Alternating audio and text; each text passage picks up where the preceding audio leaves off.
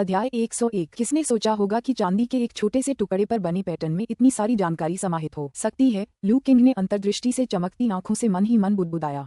अभी अभी उसने अपने हाथ में टूटे हुए चांदी के टुकड़े पर बने पैटर्न को समझ लिया था और दिव्य रून संप्रदाय की सामान्य नियमावली में वर्णित धातु तत्व प्रतीकों से उनके संबंध को जान लिया था। बेशक इसका मतलब यह नहीं था कि उसने रून विद्या में महारत हासिल कर ली थी। ये तो बस एक झलक थी, समझने की दिशा में पहला कदम। शुरुआती सफलता हमेशा सबसे कठिन होती है और 0 से 1 तक की कोई भी प्रगति सबसे चुनौतीपूर्ण होती है। अब जब उसने यह महत्वपूर्ण पहला कदम उठा लिया था तो अन्य चीजों के स्वरूपों को समझना बहुत आसान हो जाएगा। लू किंग को विश्वास था कि वह दिन दूर नहीं जब वह वास्तव में मंत्रों के मार्ग में महारत हासिल कर लेगा। चांदी के सिक्के को अपनी छाती में रखते हुए लू किंग बेहद खुश हुआ। आज का दिन वाकई बहुत अच्छा था। न केवल उसकी मार्शल आर्ट साधना ची और रक्त क्षेत्र के शिखर पर पहुंच गई थी, बल्कि उसने मंत्रों को समझने में भी एक बड़ी उपलब्धि हासिल कर ली थी। उसने अपना सामान समेटा और बांस के जंगल से निकलकर घर की ओर चल पड़ा। गांव लौटने पर उसने देखा कि कोई उसके आंगन के द्वार पर खड़ा होकर बेसब्री से बाहर देख रहा है। भाई शियाओ तियान। लू किंग ने उस व्यक्ति को पहचान लिया और आश्चर्य से पुकारा, लू शियालांगजुन, तुम आखिरकार वापस आ गए। लू किंग को देखकर शियाओ तियान का चेहरा खुशी से चमक उठा। आप बाहर क्यों खड़े हैं? अंदर आइए और बैठिए, लू किंग ने आमंत्रित किया। मैंने दरवाजा खटखटाया लेकिन घर पर कोई नहीं था, जियाओ तियान ने थोड़ा शर्मिंदा होकर कहा। फिर लू किंग को याद आया कि शियाओ यान और शियाओ ली आज अपने गुरु के घर खेलने गए थे। अतिथि सत्कार न कर पाने के लिए क्षमा करें।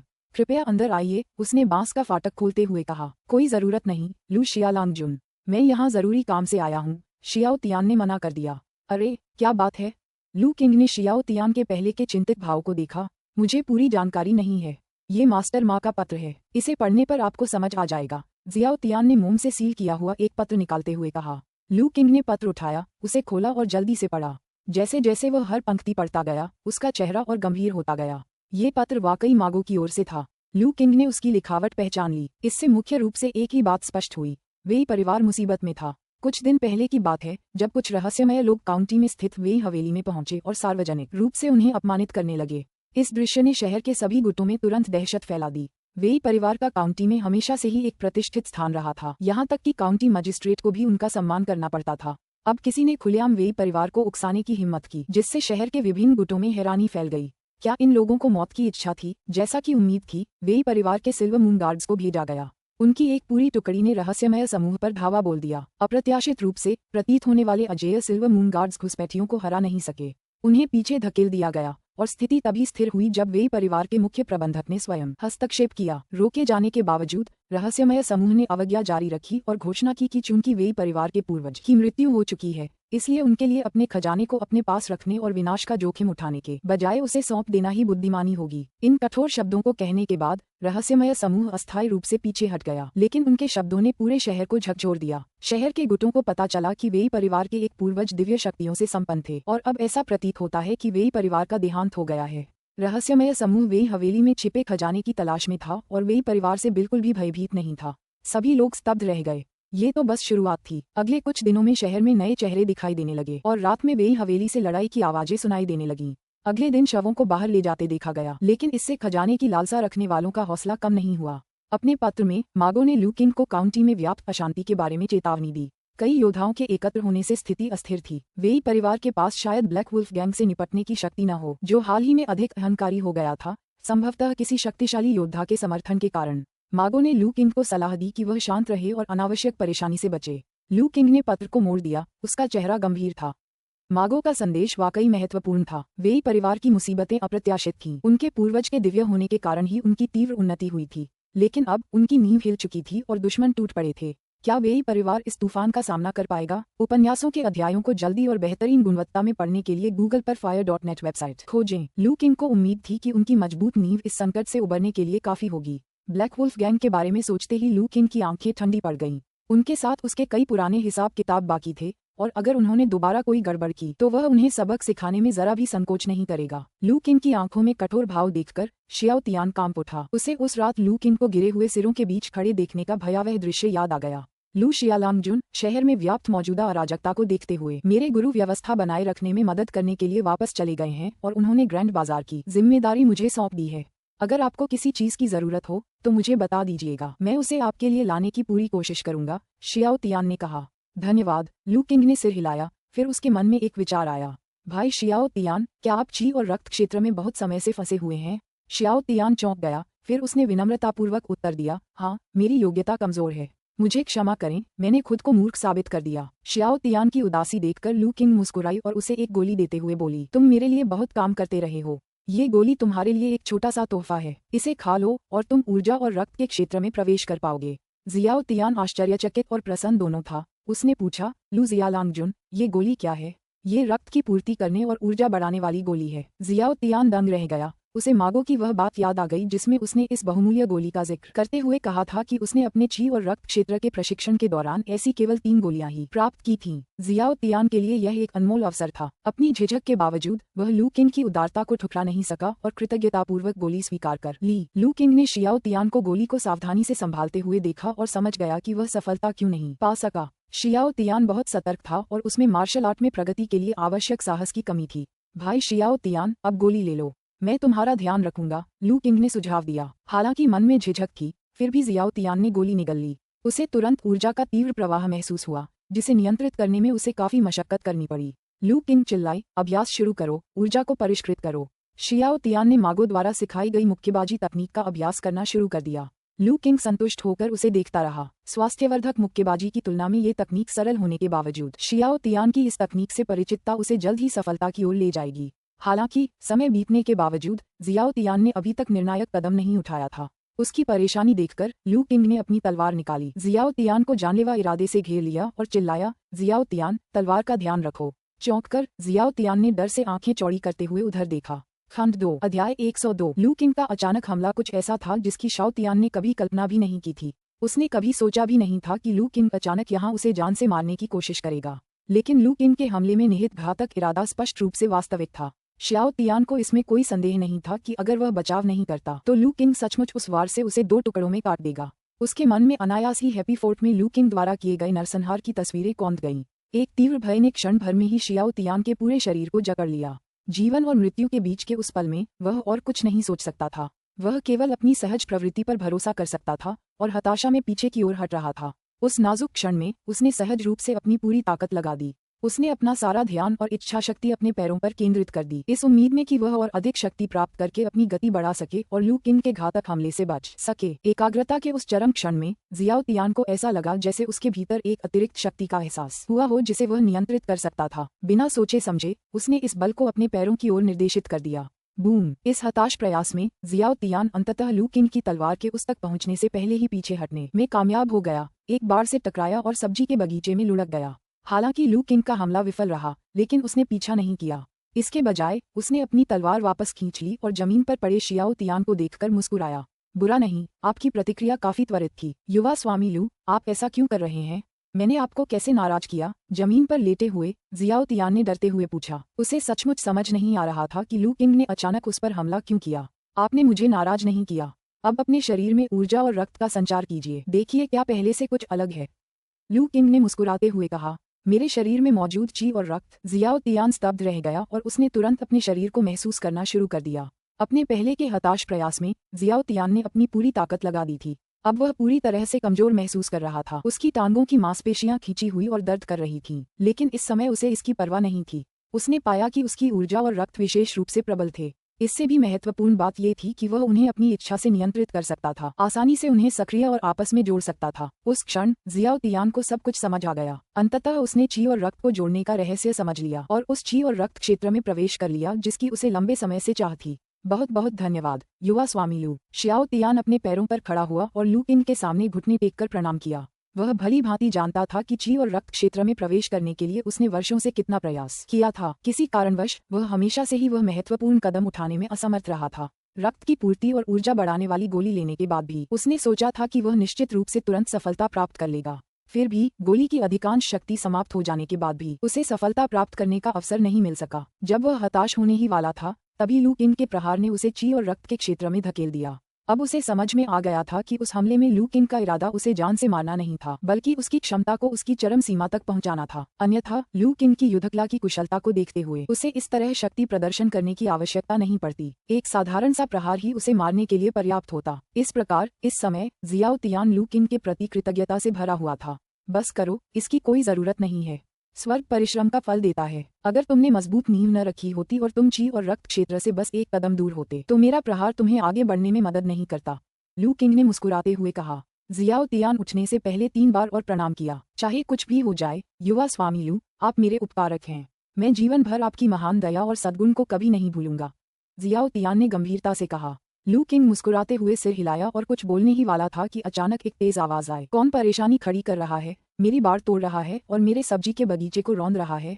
लू किंग चौंक गया। उसने दादा झांग के दूसरे बेटे को बर्बाद हो चुके सब्जी के बगीचे को गुस्से से घूरते हुए देखा। दरअसल इससे पहले लू किंग के हमले से बचने के लिए शियाओ तियान ने बाड़ में टक्कर मार दी थी, जिससे वह टूट गई और सब्जी का बगीचा रौंद दिया गया था। अब बगीचे में सब्जियां पूरी तरह से अस्त व्यस्त हो गई थीं। शर्म से शियाओ तियान का चेहरा लाल हो गया। अंकल झांग, मैं हूँ। ये देखकर लू किंग को चिल्लाना पड़ा। आह किंग, तुमने बगीचे का ये हाल कर दिया। गुस्से में भरे चाचा झांग लू किंग को देखकर दंग रह गए। माफ कीजिए अंकल झांग, मैं और मेरा दोस्त अभ्यास कर रहे थे और गलती से आपका बगीचा खराब हो गया। मैं बाद में इसे ठीक करने में आपकी मदद करूंगा, लू किंग ने क्षमा मांगते हुए कहा। कोई बात नहीं, कोई बात नहीं। मुझे लगा कोई शरारती बच्चा है। चूंकि तुम हो आह किंग, तो कोई बात नहीं, मैं बाद में संभाल लूंगा। तुम्हें परेशान करने की कोई जरूरत नहीं है। अंकल झांग ने हाथ हिलाया। उनका गुस्सा शांत हो गया। उन्होंने शियाओ तियान को भी पहचान लिया। आखिरकार जियाओ तियान अक्सर ग्रैंड बाजार आता था, इसलिए अंकल झांग उस व्यक्ति को जानते थे जो बाजार में व्यवस्था बनाए रखने का प्रभारी था और मास्टर माँ के भरोसेमंद अधीनस्थों में से एक था। शाओ तियान की कीचड़ से सनी और अस्त व्यस्त शक्ल देखकर और फिर बेदाग लू किंग को देखकर अंकल झांग को ये सोचने पर मजबूर होना पड़ा कि यह कोई साधारण अभ्यास मैच नहीं बल्कि एक तरफा पिटाई थी। शियाओ तियान का चेहरा और भी लाल हो गया। उसने अपने कपड़ों से एक छोटी थैली निकाली, उसमें से चांदी का एक टुकड़ा निकाला और अंकल झांग को दे दिया। अंकल झांग, मैंने आपकी बाड़ और बगीचा तोड़ दिया, यह उसका मुआवजा है। फिर उसने लू किंग को प्रणाम किया और कहा, युवा स्वामी लू, मैं ग्रैंड बाजार लौट रहा हूँ। भविष्य में यदि आपको किसी चीज की आवश्यकता हो तो मुझे बता देना, मैं आपकी सहायता करने की पूरी कोशिश करूंगा। इतना कहकर वह मुड़ा और लाल चेहरे के साथ गाँव से बाहर चला गया।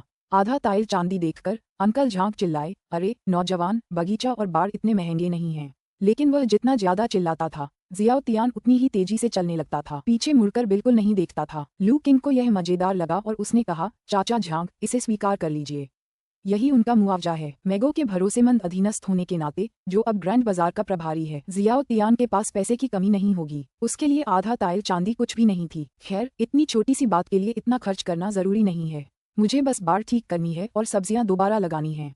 इसमें ज्यादा पैसे नहीं लगेंगे। फिर भी अंकल झांग को लगा कि यह बहुत ज्यादा है। लू किंग को कोई परवाह नहीं थी। अंकल झांग से थोड़ी देर बात करने के बाद वह मुड़ा और अपने आंगन की ओर वापस चला गया। अंदर प्रवेश करते ही लू किंग का चेहरा गंभीर हो गया। शियाओ तियान द्वारा लाई गई खबर महत्वपूर्ण थी। अब काउंटी शहर में अशांत माहौल था। कई शक्तिशाली मार्शल आर्टिस्ट इकट्ठा हो रहे थे और एक बड़ी लड़ाई होने की संभावना थी। हालांकि काउंटी शहर ज्यूली गांव से काफी दूर था और वहां के संघर्ष का उन पर कोई असर नहीं पड़ना चाहिए था। फिर भी जरूरत से ज्यादा सावधानी बरतना कभी भी ठीक नहीं होता। यदि काउंटी मजिस्ट्रेट का कार्यालय उखाड़ फेंका गया और मार्शल आर्टिस्ट बिना किसी रोक टोक के घूमने लगे तो इससे अप्रत्याशित परेशानी उत्पन्न हो सकती है। इसलिए वह अपनी सतर्कता कम नहीं कर सकता था। उम्मीद है कि वेई परिवार स्थिति को स्थिर कर सकेगा। क्या ये सच है कि वेई परिवार के पूर्वज का निधन हो गया है? लू किंग सोचने लगी। मागो के पत्र के अनुसार उस रहस्यमय समूह ने खुले तौर पर वेई परिवार के पूर्वज की मृत्यु का दावा किया था। ये बात विश्वसनीय प्रतीत होती थी, लेकिन उसे कुछ गड़बड़ महसूस हो रही थी। सबसे पहले, वेई परिवार के पूर्वज की मृत्यु कैसे हुई? अगर यह प्रतिशोध था तो हत्यारों ने सीधे वेई परिवार को नष्ट क्यों नहीं किया? अगर यह एक दुर्घटना थी तो उस रहस्यमय समूह को इसके बारे में कैसे पता चला? इसके अलावा काउंटी शहर में स्थिति असामान्य थी, जहाँ ऐसा प्रतीत होता था कि हर कोई पूर्वज की मृत्यु के बारे में जानता था। उनके गुरु की शिक्षाओं के अनुसार पूर्व आकाशीय विशेषज्ञ मायावी थे और शायद ही कभी दिखाई देते थे। अब एक की मौत से इतना हंगामा मच रहा था, जो अजीब बात थी। लू किंग को लगा कि इस उथल पुथल के पीछे कोई गुप्त साजिश है। उपन्यासों के अध्यायों को जल्दी और सर्वोत्तम गुणवत्ता में पढ़ने के लिए गूगल पर novemberalf.ir.net वेबसाइट खोजें। क्या ऐसा हो सकता है कि वेई परिवार के पास कोई ऐसा खजाना हो जो इतनी बड़ी योजना के लायक हो? षड्यंत्रकारी इसे सीधे क्यों नहीं हथिया लेता? क्या इसमें कोई डर या कोई परीक्षा शामिल है? लू किंग को याद आया कि मागो ने बताया था कि वेई परिवार का मुखिया हमेशा काउंटी शहर की पुरानी हवेली में रहता था, जिससे किसी रहस्य का संकेत मिलता है। अब ऐसा लग रहा था कि उसका अनुमान सही था, लेकिन उन्हें आश्चर्य हुआ कि क्या वेई परिवार अभी भी इस रहस्य को छिपाकर रख पाएगा। दुर्भाग्यवश उनके पास स्थिति का विश्लेषण करने के लिए पर्याप्त जानकारी नहीं थी। भूल जाओ, अगर कोई बड़ी योजना भी है तो उसमें अभी दखल देने का मेरा कोई अधिकार नहीं है। लू किंग ने कुछ देर सोचा, लेकिन उसे कोई सुराग नहीं मिला और उसने इस बारे में सोचना बंद करने का फैसला किया। वह केवल ची और रक्त के दायरे में था, जबकि काउंटी शहर के मार्शल आर्टिस्टों में से कई ऐसे थे जो उसे कुचल सकते थे। अगर उसे सच पता भी चल जाए तो वह क्या कर सकता है? बेहतर यही होगा कि हम इस मामले से दूर रहें और वेई परिवार के लिए प्रार्थना करें। लेकिन मुझे मालिक को सूचित कर देना चाहिए। शहर अब बहुत खतरनाक है, उन्हें वहां नहीं जाना चाहिए। हालांकि उसका स्वामी पूर्वलोक के दायरे में आधा कदम आगे बढ़ चुका था, लेकिन शहर के संघर्ष में पूर्वलोक के विशेषज्ञों की भूमिका हो सकती है। लू किंग नहीं चाहता था कि उसका गुरु इसमें शामिल हो। ये सोचकर उसने अपना घर बंद कर लिया और हाफवे हाउस की ओर चल पड़ा। जैसे ही वह पास पहुंचा, उसने शियाओ यान की हंसी सुनी। आंगन में प्रवेश करते ही उसने अपने गुरु और शियाओ यान को शियाओ ली के साथ बातचीत करते और चाय पीते देखा। भाई, शियाओ यान ने लू किंग को देखा और चिल्ला उठी। हम। लू किंग चलकर पास आए। बूढ़े डॉक्टर ने मुड़कर देखा तो लू किंग नजर आया। उसके चेहरे पर हैरानी के भाव थे। क्या आपने सफलता हासिल कर ली है? हाँ, अभी हाल ही में। लू किंग जानता था कि वह अपने गुरु से अपनी युद्ध कला में हुई प्रगति को छिपा नहीं सकता, जो उसकी आत्मिक शक्ति को निखारने के कगार पर थे। आपकी साधना की गति वास्तव में। बूढ़े डॉक्टर को आश्चर्य हुआ। उनके शिष्य की गति आश्चर्यजनक थी। उनका शिष्य बनने के बाद ज्यादा समय नहीं बीता था, फिर भी लू किंग पहले से ही ची और रक्त क्षेत्र के शिखर पर थी। अपनी यात्राओं के दौरान भी उन्होंने कभी इतनी तेजी से प्रगति के बारे में नहीं सुना था। ये गुरुजी की अच्छी शिक्षा है, लू किंग ने हमेशा की तरह विनम्रता से कहा। मेरी चापलूसी मत करो। मैंने तुम्हें केवल कुछ बुनियादी स्वास्थ्यवर्धक मुक्केबाजी सिखाई है और कुछ गोलियां बनाना सिखाया है। अगर गुरुजी की शिक्षाएं न होती तो मैं आज यहाँ न होता। बूढ़े डॉक्टर ने बेबसी से अपना सिर हिलाया। उनका शिष्य उत्कृष्ट था लेकिन अत्यधिक विनम्र था और वह खुद को कभी भी युद्ध कला का धुरंधर नहीं मानता था, चाहे दूसरे लोग उसकी कितनी भी तारीफ करें। लू किंग ने खुद को कभी भी प्रतिभाशाली नहीं माना और अपनी तीव्र प्रगति पर उसे बिल्कुल भी गर्व नहीं था। मालिक, मागो के आदमी ने अभी अभी एक पत्र पहुंचाया है। इसमें कुछ महत्वपूर्ण बातें लिखी हैं जिनके बारे में आपको जानना चाहिए। लू किंग ने कहा। अरे, इससे क्या फर्क पड़ता है? बूढ़े डॉक्टर ने लू किंग के गंभीर चेहरे को देखा और वे भी गंभीर हो गए। उन्हें पता था कि उनके शिष्य के मागो से संबंध हैं। क्या लू किंग की मदद की जरूरत किसी मुसीबत में थी? सब कुछ पत्र में लिखा है, कृपया इसे पढ़ें। लू किंग ने शियाओ तियान का पत्र सौंप दिया। बूढ़े डॉक्टर ने उसे खोला और पढ़ा। उनका चेहरा गंभीर हो गया। ये सोचकर हैरानी होती है कि कुछ ही दिनों में इतना कुछ हो गया है। पढ़ने के बाद बूढ़े डॉक्टर ने आह भरी। गुरुजी, वह शहर बहुत ही अराजक और अप्रत्याशित है। बेहतर होगा कि आप अभी वहां न जाएं। लू किंग ने सुझाव दिया। वह जानता था कि उसका स्वामी अक्सर दवाएं पहुंचाने के लिए शहर जाता था, लेकिन मौजूदा अराजकता के कारण वह नहीं चाहता था कि वह जाए। ठीक है, वैसे भी मेरा जाने का कोई इरादा नहीं था। इतनी परेशानी को देखते हुए इससे बचना ही बेहतर है। बूढ़े डॉक्टर ने सिर हिलाया। वह दयालु थे लेकिन जिद्दी नहीं थे। ये जानते हुए कि वह शहर एक बारूद का ढेर था, उसने अंदर जाने की जल्दी नहीं की। अपने स्वामी की सहमति देखकर लू किंग को राहत महसूस हुई। उसे डर था कि उसके स्वामी का दयालु स्वभाव उसे खतरे में डाल सकता है, लेकिन ऐसा लगता था कि उसके स्वामी ने स्थिति को अच्छी तरह समझ लिया था। आह किंग, तुम भी सावधान रहना। लगता है ब्लैक वुल्फ गैंग फिर से हरकत में आ गया है। तुम्हें उनके प्रतिशोध का सामना करना पड़ सकता है। बूढ़े डॉक्टर ने चेतावनी दी। मैं सावधान रहूंगा, स्वामी। अगले दिनों में लू किंग ने अपनी सामान्य दिनचर्या जारी रखी, लेकिन बाहर जाते समय अधिक सावधानी बरती। कभी कभी वह शियाओ तियान से खबर लेने के लिए ग्रैंड बाजार जाया करता था। शियाओ तियान के माध्यम से उन्होंने कस्बे की स्थिति के बारे में बहुत कुछ जाना। जैसे जैसे मार्शल आर्टिस्टों की संख्या बढ़ती गई, कस्बे की परिस्थितियां तेजी से बदल गईं। इतने सारे मार्शल आर्टिस्टों को संभालना उस छोटे से शहर के लिए संघर्षों के बिना संभव नहीं था। सड़कों पर होने वाली झड़पें आम हो गईं, जिनमें अक्सर खून बहता था। कुछ मार्शल आर्टिस्टों ने मनोरंजन के लिए स्थानीय बलों पर कब्जा कर लिया, प्रतिरोध करने वालों का सफाया कर दिया और आज्ञाकारी लोगों के साथ गठबंधन कर लिया, जिससे वे जल्दी ही प्रमुख शक्तियां बन गए। ब्लैक वुल्फ गैंग इसका एक विशिष्ट उदाहरण था। इसके नेता ब्लैक वुल्फ ने किसी तरह कई शक्तिशाली मार्शल आर्टिस्टों को इसमें शामिल होने के लिए राजी कर लिया, जिनमें से कुछ आंतरिक अंगों के दायरे में भी थे। ब्लैक वुल्फ गैंग कस्बे की प्रमुख ताकतों में से एक थी और बहुत ही अभिमानी थी। संक्षेप में कहें तो शहर में अराजकता फैली हुई थी और प्रतिदिन मौतें हो रही थीं। काउंटी मजिस्ट्रेट के कार्यालय ने ये फरमान जारी किया था कि मार्शल आर्टिस्टों को नागरिकों को परेशान नहीं करना चाहिए, जिससे पूर्ण अराजकता को रोका जा सके।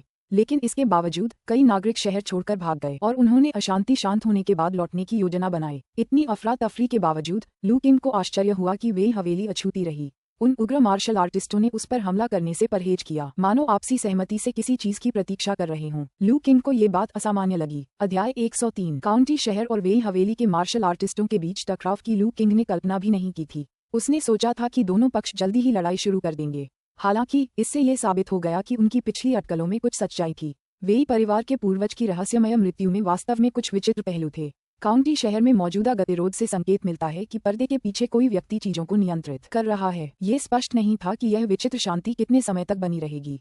इस बीच लू किंग ने शांतिपूर्ण जीवन व्यतीत करना जारी रखा और किनारे से सब कुछ देखता रहा।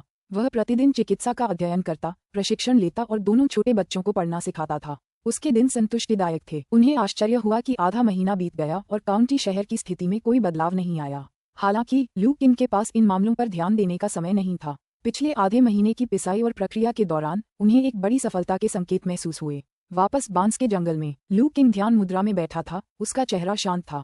उसके शरीर से भाप निकल रही थी क्योंकि उसके रक्त और ऊर्जा का स्तर चरम पर था। वह ची और रक्त के क्षेत्र को भेदकर मार्शल आर्ट के दूसरे क्षेत्र टेंडन और हड्डियों के क्षेत्र में प्रवेश करने का प्रयास कर रहा था। ची और रक्त के क्षेत्र से टेंडन और हड्डियों के क्षेत्र में प्रवेश करने की कुंजी रक्त और ची की सीमाओं को पार करना था, जिससे ये हड्डियों और प्रावरणी में प्रवेश कर सके, उन्हें बार बार पोषित और परिष्कृत कर सके, जिससे धीरे धीरे हड्डियों और प्रावरणी को मजबूती मिल सके। इसके लिए व्यक्ति को अपने रक्त और ऊर्जा पर अत्यंत उच्च स्तर का नियंत्रण आवश्यक था। हड्डियों और प्रावरणी फेशिया को पोषण और परिष्करण प्रदान करने के लिए रक्त और ऊर्जा ची की शक्ति को पुनर्तः नियंत्रित करना आवश्यक है, ताकि स्वयं को चोट न पहुंचे। अन्यथा यदि किसी व्यक्ति का नियंत्रण अपर्याप्त हो और वे शोधन प्रक्रिया को जबरदस्ती आगे बढ़ाएं, तो वे आसानी से अपने अस्थि मज्जा को नुकसान पहुंचा सकते हैं।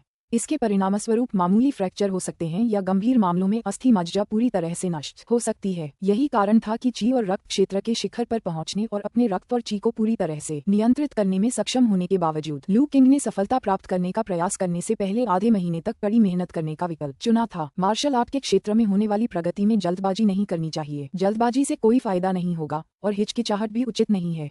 किसी भी महत्वपूर्ण खोज को अंजाम देने से पहले हर चीज को पूरी तरह से परिष्कृत करना आवश्यक था। यही सबसे सुरक्षित तरीका था। इस समय लू किंग के रक्त और ऊर्जा का स्तर चरम पर पहुंच गया था, जो एक अविश्वसनीय रूप से शक्तिशाली ऊर्जा की धारा में परिवर्तित हो गया था। उसने सावधानीपूर्वक ऊर्जा की इस धारा को नियंत्रित किया ताकि वह अपने मूल मार्ग को तोड़कर उसके शरीर में और गहराई तक प्रवेश कर सके। ये कदम बेहद खतरनाक लग रहा था, मानो वह किसी खूंखार जानवर को काबू में करने के लिए लोहे के तार का इस्तेमाल कर रहा हो। एक छोटी सी गलती भी रक्त और ऊर्जा की अनियंत्रित प्रतिक्रिया का कारण बन सकती है, जिसके परिणामस्वरूप गंभीर चोटें या यहाँ तक की मृत्यु भी हो सकती है। हालांकि लू किंग का चेहरा शांत बना रहा। अपनी वर्तमान स्थिति में वह अपने रक्त और ऊर्जा पर नियंत्रण में काफी समय से महारत हासिल कर चुका था। जो चीज खतरनाक प्रतीत होती थी, वास्तव में वह पूरी तरह से उसके नियंत्रण में थी। देखते ही देखते रक्त और ऊर्जा की शक्तिशाली धारा सीमाओं को तोड़ते हुए उसकी हड्डियों में समाहित होने लगी। लू किंग के मजबूत नियंत्रण में ये धीरे धीरे उसकी हड्डियों के चारों ओर घूमने लगा। इस कदम के साथ लू किंग ने सफलतापूर्वक क्यूई और रक्त क्षेत्र तथा टेंडन और हड्डियों के क्षेत्र के बीच की सीमा को पार कर लिया था। लेकिन इतना ही काफी नहीं था। लू किंग खड़ा हुआ, मार्शल मुद्रा अपनाई और अपने स्वास्थ्यवर्धक मुक्केबाजी का अभ्यास शुरू कर दिया। पहली कक्षा से शुरुआत करते हुए वह जल्दी ही 9वीं कक्षा में पहुंच गया। अपनी सामान्य प्रशिक्षण आदतों के अनुसार लू किंग को पहली कक्षा से फिर से शुरुआत करनी चाहिए थी, लेकिन इस बार उन्होंने ऐसा नहीं किया। इसके बजाय उन्होंने एक नए रूप का अभ्यास जारी रखा। ये हेल्थ नरिशिंग बॉक्सिंग का 10वां संस्करण था। उनके गुरु द्वारा सिखाई गई स्वास्थ्यवर्धक मुक्केबाजी में 36 शैलियां शामिल थीं। पहले 9 रूप ची और रक्त क्षेत्र के लिए थे और 10वें रूप से शुरू होकर वे टेंडन और हड्डियों के क्षेत्र में प्रवेश करते थे। पहले जब भी लू किंग 10वें रूप का अभ्यास करने का प्रयास करता था तो उसकी हड्डियों और मांसपेशियों में दर्द होता था, जिससे वह अभ्यास जारी नहीं रख पाता था। लेकिन ये समय अलग था। जैसे जैसे वह इन अभ्यासों का अभ्यास करता गया, उसके द्वारा संघनित की गई ऊर्जा की धारा उसकी हड्डियों और प्रावरणी फेशिया में तेजी से प्रवाहित होने लगी, जिससे उन्हें पोषण मिला और थकान दूर हुई। इससे लू किंग को अभ्यास जारी रखने की अनुमति मिल गई। ची की इस शक्तिशाली धारा की सहायता से लू किंग ने आसानी से 10वां रूप पूरा कर लिया। वह रुका नहीं बल्कि 11वीं कक्षा का अभ्यास जारी रखा। हेल्थ नरिशिंग बॉक्सिंग के पहले 9 रूप ची और रक्त क्षेत्र के लिए थे, जबकि 10वें से 18वें रूप टेंडन और हड्डियों के क्षेत्र के लिए थे। लू किंग ने जल्दी से 18वीं विधि तक अभ्यास किया। इसे पूरा करने के बाद वह धीरे से रुका और स्थिर खड़ा हो गया। अपने शरीर की स्थिति को ध्यानपूर्वक महसूस करने लगा। इस समय उसे महसूस हो रहा था कि उसकी आंतरिक स्थिति बहुत अच्छी है। उसका रक्त और ऊर्जा स्फूर्तिवान थे और उसकी हड्डियां और नसें गर्म और आरामदायक महसूस हो रही थीं, मानो गर्म पानी में भीगी हुई हूं। उसे याद आया कि उसके गुरु ने उसे स्वास्थ्यवर्धक मुक्केबाजी सिखाते समय क्या कहा था। अगर अभ्यास करने से आपको अधिक आराम महसूस होता है तो इसका मतलब है कि आप सही तरीके से अभ्यास कर रहे हैं। अगर आपको अधिक दर्द महसूस होता है तो कुछ न कुछ गड़बड़ जरूर है। उनकी वर्तमान स्थिति को देखते हुए ये स्पष्ट था कि वह सही तरीके से अभ्यास कर रहे थे। अंततः टेंडन और हड्डियों के क्षेत्र में प्रवेश कर लिया। लू किंग के चेहरे पर खुशी की झलक दिखाई दी। अब से उन्हें टेंडन्स एंड बोन्स दायरे में एक मार्शल आर्टिस्ट माना जा सकता है जो मागो के समान स्तर पर खड़ा है। बेशक ये केवल क्षेत्र के संदर्भ में था, वह इस स्तर पर बिल्कुल नया था, जबकि मागो इसमें वर्षों से डूबा हुआ था और उसने लंबे समय से अपनी हड्डियों और प्रावरणी को उनकी चरम सीमा तक परिष्कृत कर लिया था। विशुद्ध शारीरिक क्षमता के मामले में लू किंग शायद अभी भी उससे पीछे थी। हालांकि लू किंग चिंतित नहीं थी। अब जबकि वह टेंडन और बोन्स के दायरे में प्रवेश कर चुका था, उसकी ताकत तेजी से बढ़ेगी। अर्थ वेन स्पिरिट लिक्विड द्वारा बढ़ाई गई उसकी क्षमता को देखते हुए मागो को पछाड़ना ज्यादा समय नहीं लेगा। अगर अब भी उनके बीच लड़ाई हो तो ये कहना मुश्किल होगा कि कौन जीतेगा।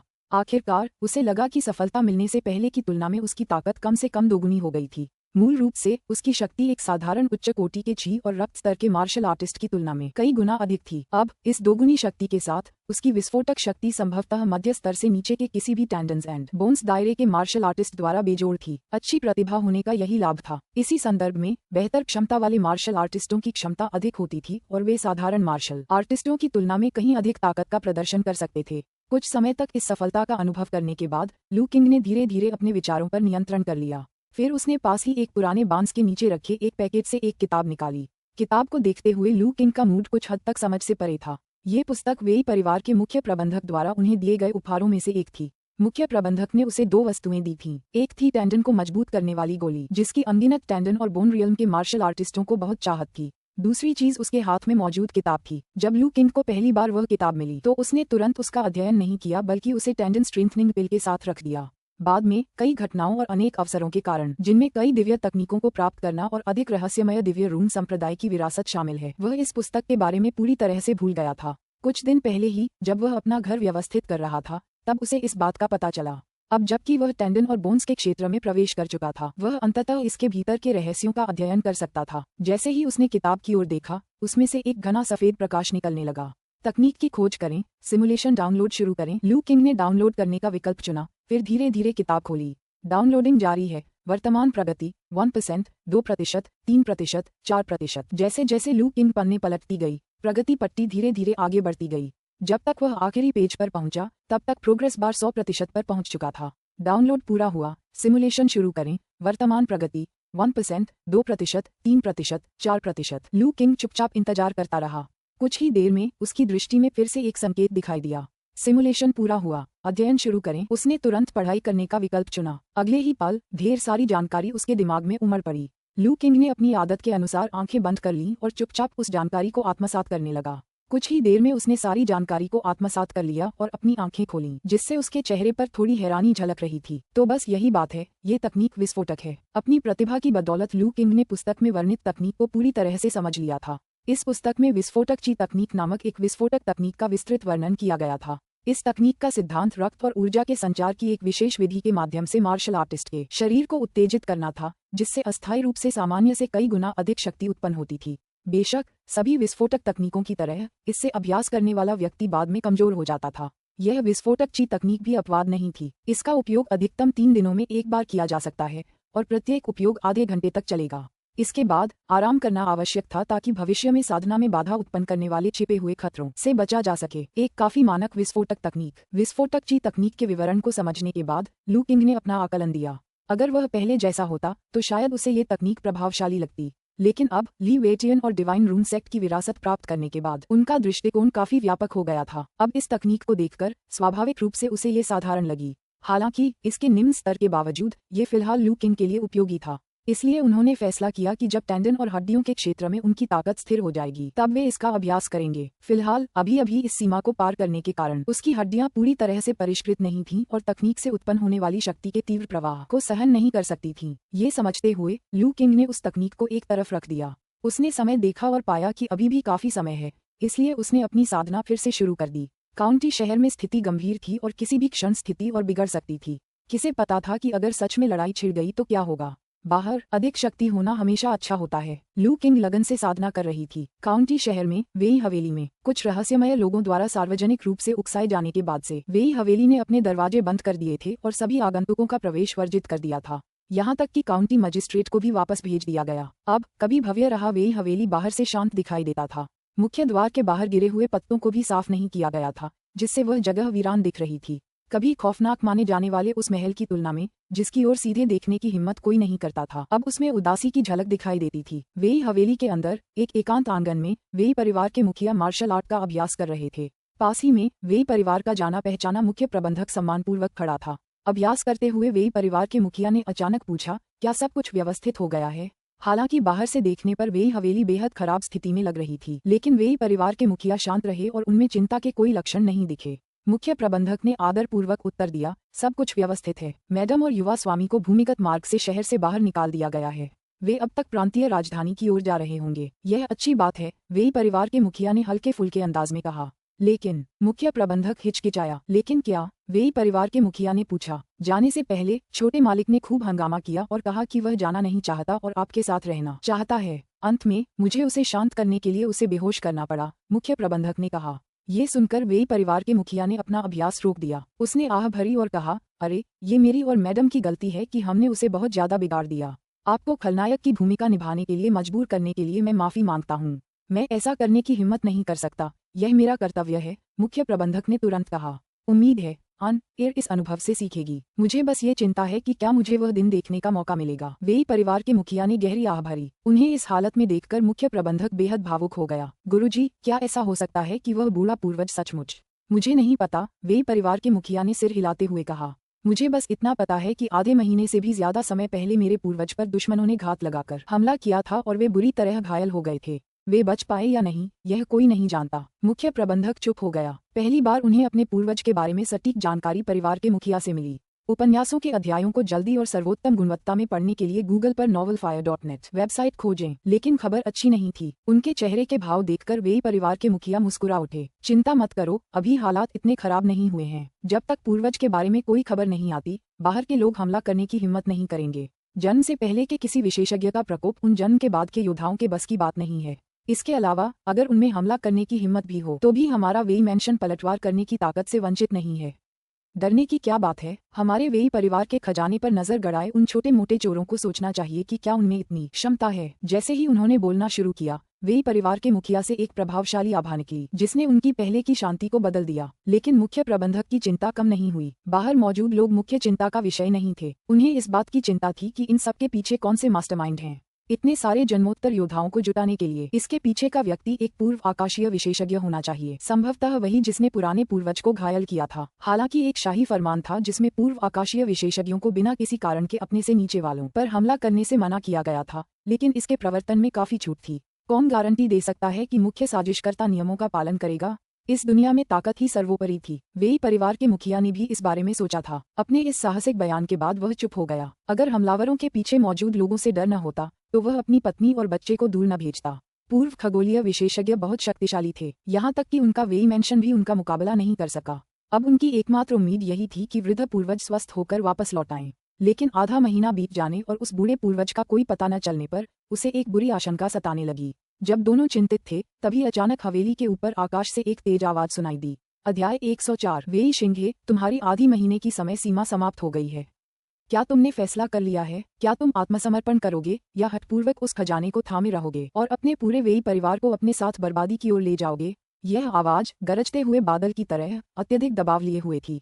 ये स्पष्ट था कि ऐसी आवाज केवल एक शीर्ष मार्शल आर्ट विशेषज्ञ ही निकाल सकता था। वेई परिवार के मुखिया और मुख्य प्रबंधक के चेहरे पल भर में बदल गए। वेई शिंघे वेई परिवार के मुखिया का नाम था। वेई परिवार के मुखिया ने गहरी सांस ली और जोर से जवाब दिया, बहुत हो गया बकवास। अगर तुम्हें आत्मविश्वास है तो आकर कोशिश करो। अगर तुम मेरे वेई परिवार की संपत्ति पर कब्जा करना चाहते हो तो तुम्हारे पास ऐसा करने की क्षमता होनी चाहिए। उनकी प्रतिक्रिया भी उतनी ही प्रभावशाली थी जितनी की बाहर खड़े व्यक्ति की। वह एक दुर्जेय मार्शल आर्ट विशेषज्ञ भी थे। हाँ, वेई शिंघे, तुम सचमुच जिद्दी हो। क्या तुम्हें डर नहीं लगता कि हम तुम्हारे वेई निवास में एक भी जीवित प्राणी नहीं छोड़ेंगे? आवाज जारी रही, अगर आपको इतना ही भरोसा है तो अंदर आकर कोशिश कीजिए। वेई परिवार के मुखिया ने बिना कोई कमजोरी दिखाए जवाब दिया। बाहर से आ रही आवाज एक पल के लिए शांत हो गई, मानो वेई शिंघे के इस समय के अडिग रवैये से हैरान हो गए हों। इस समय चारों ओर सन्नाटा पसरा हुआ था। किसी की हिम्मत नहीं थी कि वह इन शीर्ष मार्शल आर्ट विशेषज्ञों के बीच हो रही बातचीत में दखल दे। कुछ देर बाद आवाज फिर से सुनाई दी, वेई शिंघे, तुम बस यही उम्मीद कर रहे हो कि तुम्हारे वेई परिवार के पूर्वज शायद अभी भी जीवित हों। मैं तुम्हें सच बता दूं, तुम्हारे पूर्वज उस गुरु की दिव्य तलवार की शक्ति से घायल हो गए थे और उनका बचना नामुमकिन है। अगर तुम समझदार हो तो आत्मसमर्पण कर दो और खजाना सौंप दो ताकि तुम्हारे वेई परिवार के लिए बचने का रास्ता खुल जाए, वरना अपने वेई परिवार के विनाश के लिए तैयार रहो। हालांकि वेई परिवार के मुखिया पर इसका कोई असर नहीं हुआ। उसने उदासीनता से कहा, एक सवाल, क्या तुम लड़ रहे हो या नहीं?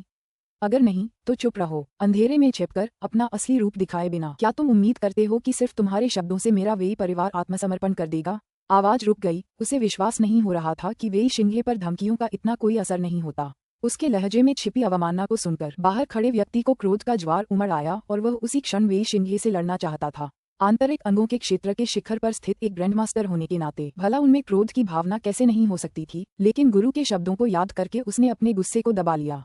फिर उसने व्यंग्य करते हुए कहा, वेई शिंगे, तुम इसलिए अड़े हुए हो क्योंकि तुमने अपनी पत्नी और बच्चों को शहर से बाहर भेज दिया है और तुम्हें कोई चिंता नहीं है। लेकिन क्या तुम्हें लगता है कि वे सचमुच प्रांतीय राजधानी भाग सकते हैं? ये सुनकर वेई परिवार के मुखिया अपना शांत स्वभाव बनाए नहीं रख सके। उसका चेहरा एकदम बदल गया और वह गुस्से से चिल्लाया, तुम एक ग्रैंडमास्टर होकर महिलाओं और बच्चों को परेशान करने जैसी नीच हरकत करोगे?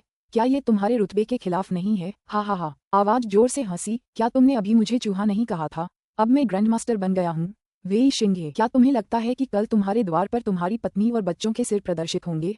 इसके साथ ही आवाज धीरे धीरे गायब हो गई और वह सुनाई देना बंद हो गई। रुको, वेई परिवार के मुखिया ने जल्दबाजी में पुकारा। उपन्यासों के अध्यायों को जल्दी और सर्वोत्तम गुणवत्ता में पढ़ने के लिए गूगल पर fire.net वेबसाइट खोजें, लेकिन आवाज वापस नहीं आई। ये स्पष्ट नहीं था कि उस व्यक्ति ने उसे अनदेखा किया या चला गया। वेई परिवार के मुखिया की पुकार व्यर्थ ही रह गई। मालिक, अब हमें क्या करना चाहिए? उसके बगल में खड़ा मुख्य प्रबंधक चिंतित और असमंजस में था। भूमिगत सुरंग गहरी है और निकास द्वार छिपा हुआ है।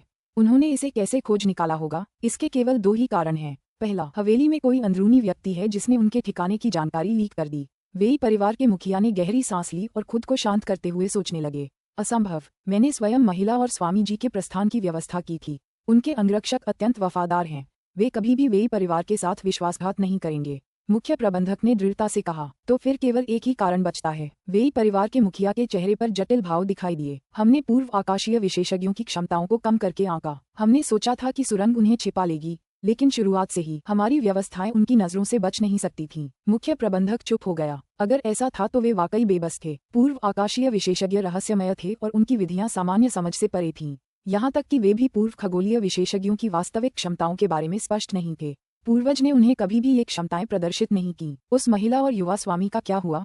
क्या वे सचमुच उनके हाथों में पड़ गए हैं? मुख्य प्रबंधक ने पूछा। उन्हें ऐसा नहीं करना चाहिए था, वरना वह व्यक्ति अब तक उनका इस्तेमाल हमें धमकाने के लिए कर चुका होता।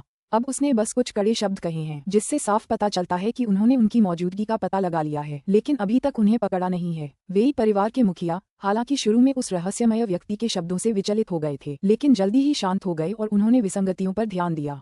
क्या मैं उस महिला की मदद के लिए जाऊं? मुख्य प्रबंधक ने जल्दबाजी में पूछा। नहीं, हवेली को अभी भी आपकी जरूरत है। सिल्वर मून बैटल फॉर्मेशन को सबसे प्रभावी होने के लिए आपके नेतृत्व की आवश्यकता है। यदि आप चले जाते हैं तो हमारी युद्ध शक्ति आधी हो जाएगी। वेई परिवार के मुखिया ने दृढ़ता से उत्तर दिया। शायद इसीलिए उन्होंने अन, एर और अन्य लोगों का जिक्र किया, ताकि आपको लुभा सकें। लेकिन वह महिला, हम इसे केवल भाग्य पर छोड़ सकते हैं।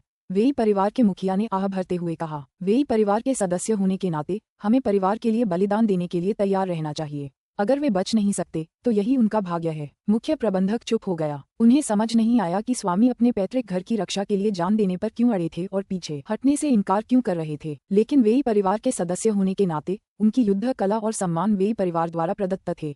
मुखिया का आदेश होता ही वे मृत्यु तक उसका पालन करते। गुरुजी, शायद हालात इतने बुरे नहीं हैं। रक्षक पांगजान भी आंतरिक अंगों के क्षेत्र का एक शक्तिशाली विशेषज्ञ है। उसके नेतृत्व और सिल्वर मून गार्ड्स द्वारा गठित सिल्वर मून युद्ध संरचना के साथ वे शीर्ष स्तर के विशेषज्ञों को भी रोक सकते हैं। जब तक पूर्व आकाशीय विशेषज्ञ हस्तक्षेप नहीं करते, तब तक महिला और युवा स्वामी के पास अभी भी मौका हो सकता है। काफी देर की चुप्पी के बाद मुख्य प्रबंधक ने उसे सांत्वना देने के लिए बोलना शुरू किया। हम बस यही आशा कर सकते हैं। वेई परिवार के मुखिया ने आह भरी, लेकिन वह जानता था कि उम्मीद बहुत कम थी। सिल्वर मून बैटल फॉर्मेशन दुर्जेय था, लेकिन उनके दुश्मन संख्या में बहुत अधिक और शक्तिशाली थे। जिस रहस्यमय व्यक्ति से उसने बातचीत की, वह पांगजान की क्षमताओं से परे था। अब वह केवल यही प्रार्थना कर सकता था कि उनका पीछा करने वालों में शीर्ष स्तर के विशेषज्ञ शामिल न हों, अन्यथा उसे अपने सामने आने वाले विकल्पों को लेकर भय का अनुभव होता। वेई परिवार के मुखिया ने पीड़ा में पूरी रात जागकर बिताई। अगले दिन ठीक उसी समय हवेली के बाहर कुछ भी असामान्य नहीं हुआ और उसने राहत की सांस ली। ऐसा प्रतीत होता था कि अन, एर और अन्य लोग अभी तक पकड़े नहीं गए थे। अन्यथा उस रहस्यमय विशेषज्ञ के अहंकार को देखते हुए वह अपनी प्रतिभा दिखाने का मौका नहीं छोड़ता। एक और दिन बिना किसी घटना के बीत गया। वेई परिवार के मुखिया ने काफी राहत महसूस की। उन्हें विश्वास था कि उनकी पत्नी और बच्चे शायद बच निकले होंगे। यहाँ तक कि मुख्य प्रबंधक को भी राहत महसूस हुई। उस महिला ने उसके प्रति दयालुता दिखाई थी और अब ये जानकर कि वह और युवा मालिक सुरक्षित हैं, उसे राहत महसूस हुई। काउंटी की सेनाएं वेई हवेली की स्थिति पर कड़ी नजर रख रही थीं। वेई परिवार के मुखिया और उस रहस्यमय विशेषज्ञ के बीच हुई बातचीत की गूंज पूरे शहर में सुनाई दी थी। सभी को पता था कि वेई परिवार की महिला और युवा स्वामी के पीछे कोई पड़ा हुआ है। लोग अटकलें लगा रहे थे कि अगले दिन उन्हें उनके शव दिखाई देंगे या उनकी आकृतियां। अप्रत्याशित रूप से 2 दिन बिना किसी बाधा के बीत गए। यहाँ तक कि वह रहस्यमय विशेषज्ञ भी दोबारा प्रकट नहीं हुआ था। क्या वेई परिवार की मालकिन और युवा मालिक भाग निकले? सभी को आश्चर्य हुआ। झियुए, क्या तुम्हें लगता है कि वेई परिवार की मालकिन और युवा मालिक बच निकले हैं या वे पकड़े गए हैं? काउंटी मजिस्ट्रेट के आवास पर बादाम जैसी आंखों वाला एक सुंदर अधेड़ उम्र का व्यक्ति शतरंज की मेज पर बैठा था। उसके हाथ में शतरंज का एक मोहरा था और वह अपने सामने बैठे व्यक्ति से कुछ पूछ रहा था। अगर आपको, जो कि काउंटी मजिस्ट्रेट हैं, नहीं पता, तो मुझे कैसे पता चलेगा? सादे कपड़ों में सामने बैठे व्यक्ति ने जवाब दिया। घमंडी मत बनो, सब जानते हैं कि तुम्हारे तियांजी टावर की बुद्धिमत्ता बेजोड़ है। तुम्हारी नजरों से कुछ भी नहीं बचता। तुम्हारे सामने मैं, एक मामूली काउंटी मजिस्ट्रेट, तुच्छ हूँ। बादाम जैसी आंखों वाले उस व्यक्ति ने मुस्कुराते हुए शतरंज का मोहरा बोर्ड पर रख दिया। मेरा तियांजी टावर खुफिया जानकारी जुटा सकता है, लेकिन हम परिवारों और संप्रदायों के झगड़ों में दखल नहीं देते, इसलिए आपको मुझसे कोई जानकारी नहीं मिलेगी। सादे कपड़ों में मौजूद उस व्यक्ति के चेहरे पर कोई भाव नहीं बदला जब उसने एक टुकड़ा रखा। अगर तुम दखल नहीं देते तो यहाँ क्यों हो? बादाम जैसी आंखों वाले आदमी का लहजा उदासीन हो गया। उसने अपना हथियार नीचे रख दिया और सादे कपड़ों वाले आदमी की ओर देखने लगा। निश्चिंत रहें, मेरी उपस्थिति का आपसे कोई लेना देना नहीं है। मुझे आपके मामलों में कोई रुचि नहीं है। साधारण कपड़ों में मौजूद उस व्यक्ति ने अपना संयम बनाए रखा। तो फिर आप यहाँ क्यों हैं? ये सुनकर बादाम जैसी आंखों वाला व्यक्ति थोड़ा शांत हो गया और उसके चेहरे पर मुस्कान लौट आई। वह जानता था कि इस व्यक्ति को झूठ बोलना पसंद नहीं था। अगर उसने कहा कि इसका कोई संबंध नहीं है, तो इसका मतलब यही होगा कि इसका कोई संबंध है। मैं कुछ पुष्टि करने आया हूँ, सादे कपड़ों में मौजूद व्यक्ति ने कहा। पवित्र पर्वत ने एक निषेध जारी किया है। पूर्व स्वर्गीय स्तर से ऊपर के किसी भी योद्धा को बिना कारण के नीचे वालों को नुकसान नहीं पहुंचाना चाहिए और न ही अनावश्यक नरसंहार से बचने के लिए घनी आबादी वाले क्षेत्रों में लड़ना चाहिए। मैं यहाँ ये देखने आया हूँ कि क्या कोई इस प्रतिबंध का उल्लंघन करने की हिम्मत करता है। बादाम जैसी आंखों वाले उस व्यक्ति का चेहरा गंभीर हो गया। सादे कपड़ों में मौजूद व्यक्ति द्वारा उल्लिखित प्रतिबंध के बारे में व्यापक रूप से जानकारी नहीं थी। इसके बारे में केवल कुछ बेहद प्रतिष्ठित परिवारों और गुप्त महान संप्रदायों को ही पता था, लेकिन इससे इसका महत्व कम नहीं हुआ। इसके विपरीत, जो लोग इस प्रतिबंध के बारे में जानते थे, वे इसके पीछे छिपी भयावह शक्ति को समझते थे। यह एक ऐसी शक्ति थी जिसका सभी को सम्मान करना पड़ता था। तो काउंटी में मौजूदा अराजकता एक पूर्व आकाशीय विशेषज्ञ के कारण है? बादाम जैसी आंखों वाले व्यक्ति ने पूछा। यान कांधाई, दिखावा करना बंद करो, सादे कपड़ों वाले व्यक्ति ने ठंडे लहजे में कहा। इतनी स्पष्ट बातों पर अज्ञानता का नाटक करने की कोई जरूरत नहीं है। हाँ, मुझे बस थोड़ी शंका थी। आखिर खगोलीय विशेषज्ञों की कार्रवाइयां जन्म के बाद हमारे बस से बाहर हैं। जनसामान्य, बादाम जैसी आंखों वाला वह व्यक्ति नाराज नहीं हुआ, बल्कि उसकी जिज्ञासा और बढ़ गई। झियुए, मुझे बताओ, वेई परिवार के पूर्वज की मौत कौन चाहता है? और वेई हवेली में ऐसा कौन सा खजाना छिपा है कि एक पूर्व ज्योतिषी इतना नीच काम करेगा? क्या आपको डर नहीं है कि वे आपकी अपमानजनक टिप्पणियां सुन लेंगे? सादे कपड़ों वाले व्यक्ति ने उसकी ओर देखा। बादाम जैसी आंखों वाला वह आदमी अकड़ गया, फिर सहज हो गया। उसने बेपरवाही का दिखावा करते हुए कहा, तुम्हारे यहाँ होने से मुझे किस बात का डर है? क्या कोई खगोलीय विशेषज्ञ मुझ जैसे व्यक्ति की परवाह करेगा? उसके शब्द हल्के थे, लेकिन उसने आगे पूछताछ करने की हिम्मत नहीं की। आपकी जिज्ञासा एक समस्या है। अगर ऐसा न होता तो आपको काउंटी मजिस्ट्रेट के रूप में इस दूरस्थ स्थान पर पदावनत नहीं किया जाता। सादे कपड़ों में मौजूद व्यक्ति ने बोर्ड पर एक और मोहरा रखा। हे, बादाम जैसी आंखों वाले उस आदमी ने अजीब तरह से हंसते हुए कहा और आगे कुछ बोलने की हिम्मत नहीं की। अगर उसके दोस्त ने उसकी मदद न की होती तो शायद वह अपनी मौजूदा स्थिति में भी न होता। उसके दोस्त के शब्दों से भी उसे तसल्ली मिली। बीते दिन तनावपूर्ण रहे थे, क्योंकि कई योद्धा शहर में प्रवेश कर चुके थे, जिनमें से कुछ उसके जितने ही शक्तिशाली थे। अगर वे लड़ते तो अनगिनत नागरिकों को नुकसान होता और वह अपनी जिम्मेदारी से पीछे नहीं हट सकता था। लेकिन उसके दोस्त के यहाँ होने से भले ही वे लड़ाई को रोक न सकें, कम से कम उसके पास अपनी बेबसी का एक गवाह तो था। वह कुछ देर चुपचाप शतरंज खेलता रहा। अचानक बादाम जैसी आंखों वाले उस व्यक्ति ने पूछे बिना नहीं रह सका, झियुए, मुझे एक बात बताओ, क्या वेई परिवार के पूर्वज की मृत्यु हो चुकी है? सादे कपड़ों में मौजूद व्यक्ति ने ऊपर देखा। उसकी निगाहें शांत थीं, लेकिन बादाम जैसी आंखों वाले व्यक्ति की रीढ़ में सिहरन पैदा कर रही थीं। उसने झट से हाथ हिलाते हुए कहा, और कोई सवाल नहीं, मैं नहीं पूछूंगा। सादे कपड़ों में मौजूद व्यक्ति उसे तब तक घूरता रहा जब तक कि वह भयभीत नहीं हो गया। फिर अचानक उसने कहा, मैं तुम्हें एक बात बता सकता हूँ। यह क्या है? बादाम जैसी आंखों वाले उस आदमी ने उत्सुकता से पूछा। वेई परिवार की महिला और युवा स्वामी को पकड़ा नहीं गया है। अध्याय 105। मागो खुद को बेहद बदकिस्मत महसूस कर रहा था। इस समय वह जंगल में एक गड्ढे में पड़ा था, जो घने गिरे हुए पत्तों से ढका हुआ था। पहली नजर में ये बताना असंभव था कि उसके नीचे कोई व्यक्ति छिपा हुआ है, लेकिन मागो लापरवाही करने की हिम्मत नहीं कर सका, क्योंकि वह जानता था कि पहाड़ों में उसका पीछा करने वाले सभी लोग मार्शल आर्ट के विशेषज्ञ थे, जिनमें से कुछ उससे कम कुशल नहीं थे। एक छोटी सी गलती भी भेद खुलने का कारण बन सकती है। एक बार घिर जाने पर, भले ही वह उस इलाके से परिचित हो, भाग निकलना असंभव होगा। धरती पर यह क्या है? अपने हाल के अनुभवों के बारे में सोचते हुए मागो अपने दुर्भाग्य पर अफसोस जताए बिना नहीं रह सका। हाल ही में काउंटी में स्थिति तनावपूर्ण रही है और यह किसी भी क्षण भड़क सकती है। चिंतित होकर उनके परिवार ने अपनी कुछ संपत्तियों को राज्य की राजधानी में स्थानांतरित करके सबसे बुरे हालात के लिए तैयारी शुरू कर दी। कुछ दिन पहले उन्हें राज्य की राजधानी तक कुछ सामान पहुंचाने का काम सौंपा गया था। सामान सफलतापूर्वक पहुंचाने के बाद उसने शियाओ तियान और अन्य लोगों का हालचाल जानने के लिए ग्रैंड बाजार जाने का फैसला किया। उसने परिवार के अन्य सदस्यों को सूचित किया और समूह से चला गया। बाद में मागो को अपने फैसले पर गहरा अफसोस हुआ। ग्रैंड बाजार जाने का मूर्खतापूर्ण निर्णय लेने के लिए वह खुद को थप्पड़ मारना चाहता था। अब उसने खुद ही अपने ऊपर इतनी बड़ी मुसीबत मोल ले ली थी। 2 दिन पहले परिवार से अलग होने के बाद उसने ग्रैंड बाजार जाने के लिए पहाड़ों से होकर एक शॉर्टकट रास्ता लिया। एक घाटी से गुजरते समय अचानक जंगल से लोगों का एक समूह प्रकट हुआ।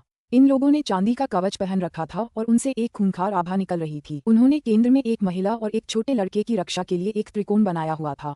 महिला घायल लग रही थी, थकी हुई दिख रही थी और एक हाथ उठाने में असमर्थ थी। जब मागो ने लड़के को देखा तो वह समझ गया कि कोई मुसीबत आने वाली है। उसने लड़के के साथ साथ चांदी के कवच वाले गार्डों को भी पहचान लिया।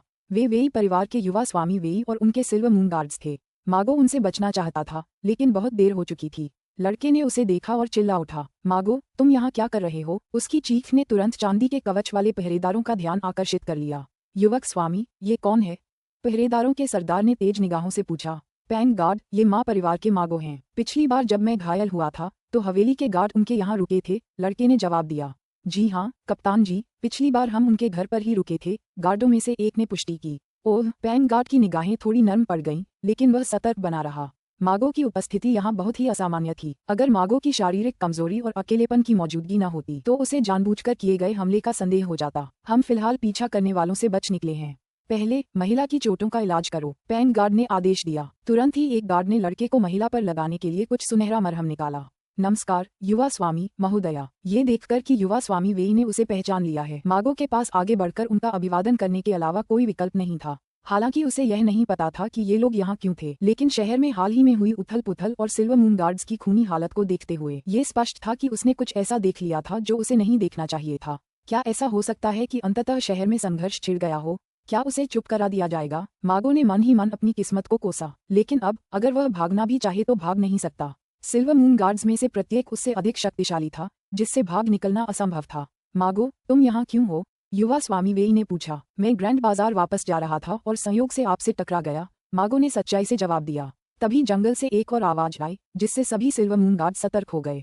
कैप्टन, वे हमारे करीब आ गए हैं, एक गार्ड ने हैरानी से कहा। मुझे पता है, दूसरी तरफ भी आंतरिक अंगों के विशेषज्ञ हैं। उस महिला और युवा स्वामी के साथ हम उनके पीछा करने से बच नहीं सकते, पैंग गार्ड ने आह भरी। हमें क्या करना चाहिए? उनकी संख्या हमसे कहीं अधिक है और हमारी युद्ध संरचना भी ज्यादा देर तक टिक नहीं पाएगी। साथ ही महिला घायल है और उसे जल्द ही इलाज की जरूरत है, गार्ड ने घबराकर कहा। शायद आपको मुझे यहीं छोड़ देना चाहिए और एयर को अपने साथ ले जाना चाहिए, लेडी वेई ने पीले पड़े चेहरे से कहा। मैं वेई परिवार की मुखिया हूँ। वे मेरे पति को धमकाने के लिए मुझे पकड़ना चाहते हैं। वे मुझे तुरंत नहीं मारेंगे। माँ, युवा मास्टर वेई चिल्ला उठे। बिल्कुल नहीं मैडम, पैंग गार्ड ने तुरंत कहा। आपकी रक्षा करना हमारा मिशन है। जब तक सभी सिल्वर मून गार्ड्स मारे नहीं जाते, वे आपके सिर के एक बाल को भी नहीं छू सकते। लेकिन अगर मैं यहाँ रुकी तो अंततः इस जंगल में सभी लोग मर जाएंगे। मैं अपनी वजह से सबको मौत के मुंह में नहीं धकेल सकती, लेडी वेई ने जोर देकर कहा। कोई न कोई रास्ता जरूर निकलेगा, चिंता मत करो मैडम, पैंग गार्ड ने उन्हें आश्वस्त किया। लेकिन जैसे जैसे जंगल में शोर बढ़ता गया, उसकी नजर चारों ओर घूमी और चुपचाप खड़े मागो पर आकर टिक गई। युवा स्वामी, क्या इस व्यक्ति पर भरोसा किया जा सकता है? पैंग गार्ड ने पूछा। युवा मास्टर वेई चौंक गए, लेकिन फिर उन्होंने सिर हिलाया। मागो भरोसेमंद है, पिछली बार उसने अपने सुझाव से मेरी जान बचाई थी। पैंग गार्ड इस जवाब से पूरी तरह संतुष्ट नहीं था, लेकिन उसके पास कोई और विकल्प नहीं था। दांत पीसते हुए उसने मागो की ओर मुड़कर कहा, भाई मागो, मेरी एक विनती है। मागो, जो अब तक सावधानी बरत रहा था, अचानक सिहर उठा। जबरदस्ती मुस्कुराते हुए उसने पूछा, क्या बात है? कृपया महिला और स्वामी जी को सुरक्षित स्थान पर ले जाइए, वेई परिवार आपको अच्छा इनाम देगा, पैंग गार्ड ने गंभीरता से कहा। सभी लोग पैंग गार्ड की ओर देखने लगे। मागो को पसीना आ गया। महोदय, आप मजाक कर रहे हैं। अगर आप भी उनकी रक्षा नहीं कर सकते तो मेरे जैसा, जो टेंडन और बोन्स क्षेत्र में रहता है, ये कैसे कर पाएगा? उसने सिल्वर मून गार्ड्स की बातचीत सुन ली थी और उसे पता था कि उनका पीछा किया जा रहा है। वह भागना चाहता था, इस झंझट में नहीं पड़ना चाहता था।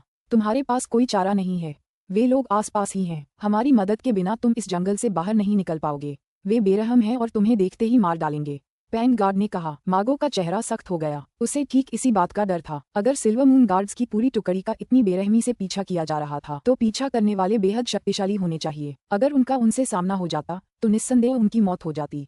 उसने देखा था कि उस काउंटी में वे लोग कितने निर्दयी थे। अब काउंटी के बाहर, जहाँ कोई प्रतिबंध नहीं है, वे और भी अधिक बेईमान हो जाएंगे। महाराज, भले ही हम अलग हो जाएं, सिल्वर मून गार्ड्स में से कोई भी मेरी तुलना में महिला और युवा स्वामी की रक्षा के लिए अधिक उपयुक्त होगा, मागो ने तर्क दिया। पहले तो यह संभव था, लेकिन अब नहीं, पैंग गार्ड ने सिर हिलाते हुए कहा। हमने पहले ही कुछ सैनिक खो दिए हैं और अब हमारे पास महिला की रक्षा के लिए कोई भी नहीं बचा है। ये सोचकर पैंग गार्ड का दिल दुख से भर गया। अगर घात लगाकर हमला न किया गया होता तो वे इस स्थिति में न होते और उसे महिला और युवा स्वामी को किसी बाहरी व्यक्ति के भरोसे न छोड़ना पड़ता। सिल्वर मून फॉर्मेशन के बिना इतने सारे शक्तिशाली दुश्मनों का सामना करते हुए वे ज्यादा देर तक इंतजार नहीं कर सकते थे। अब तुम्हें पीछा करने वालों को रोकने में हमारी मदद करनी होगी ताकि तुम भाग सको। पैंग गार्ड की निगाहें मागो पर गड़ी हुई थीं। भाई मागो, क्या तुम सहमत हो? मागो ने कुछ देर तक उसकी आंखों में देखा और फिर अंत में कड़वी मुस्कान के साथ कहा, जैसा कि आपने कहा, मेरे पास कोई विकल्प नहीं है। भाई मागो, मैं महिला और युवा स्वामी की सुरक्षा का जिम्मा आपको सौंपता हूँ। पैंग गार्ड एक घुटने पर बैठकर विनती करने लगा। कप्तान पैंग गार्ड, अन्य सिल्वर मून गार्ड्स और लेडी वेई का परिवार सदमे में था।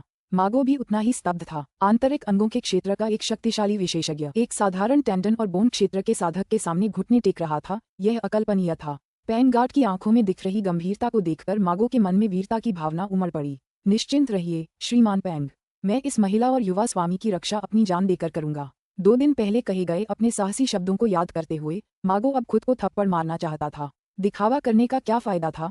अब तो ऐसा लग रहा था कि वह सचमुच अपनी जान गंवा सकता है। लेडी वेई और यंग मास्टर वेई को एस्कॉर्ट करने के लिए सहमत होने के बाद सिल्वर मून गार्ड्स ने हमला शुरू कर दिया और अपने पीछा करने वालों पर जवाबी हमला करने के लिए एक युद्ध संरचना बनाई। इस हलचल ने जंगल में मौजूद सभी दुश्मनों को तुरंत आकर्षित कर लिया। इसके बाद मागो ने लेडी वेई को उठाया और यंग मास्टर वेई को दूसरी दिशा में ले गईं।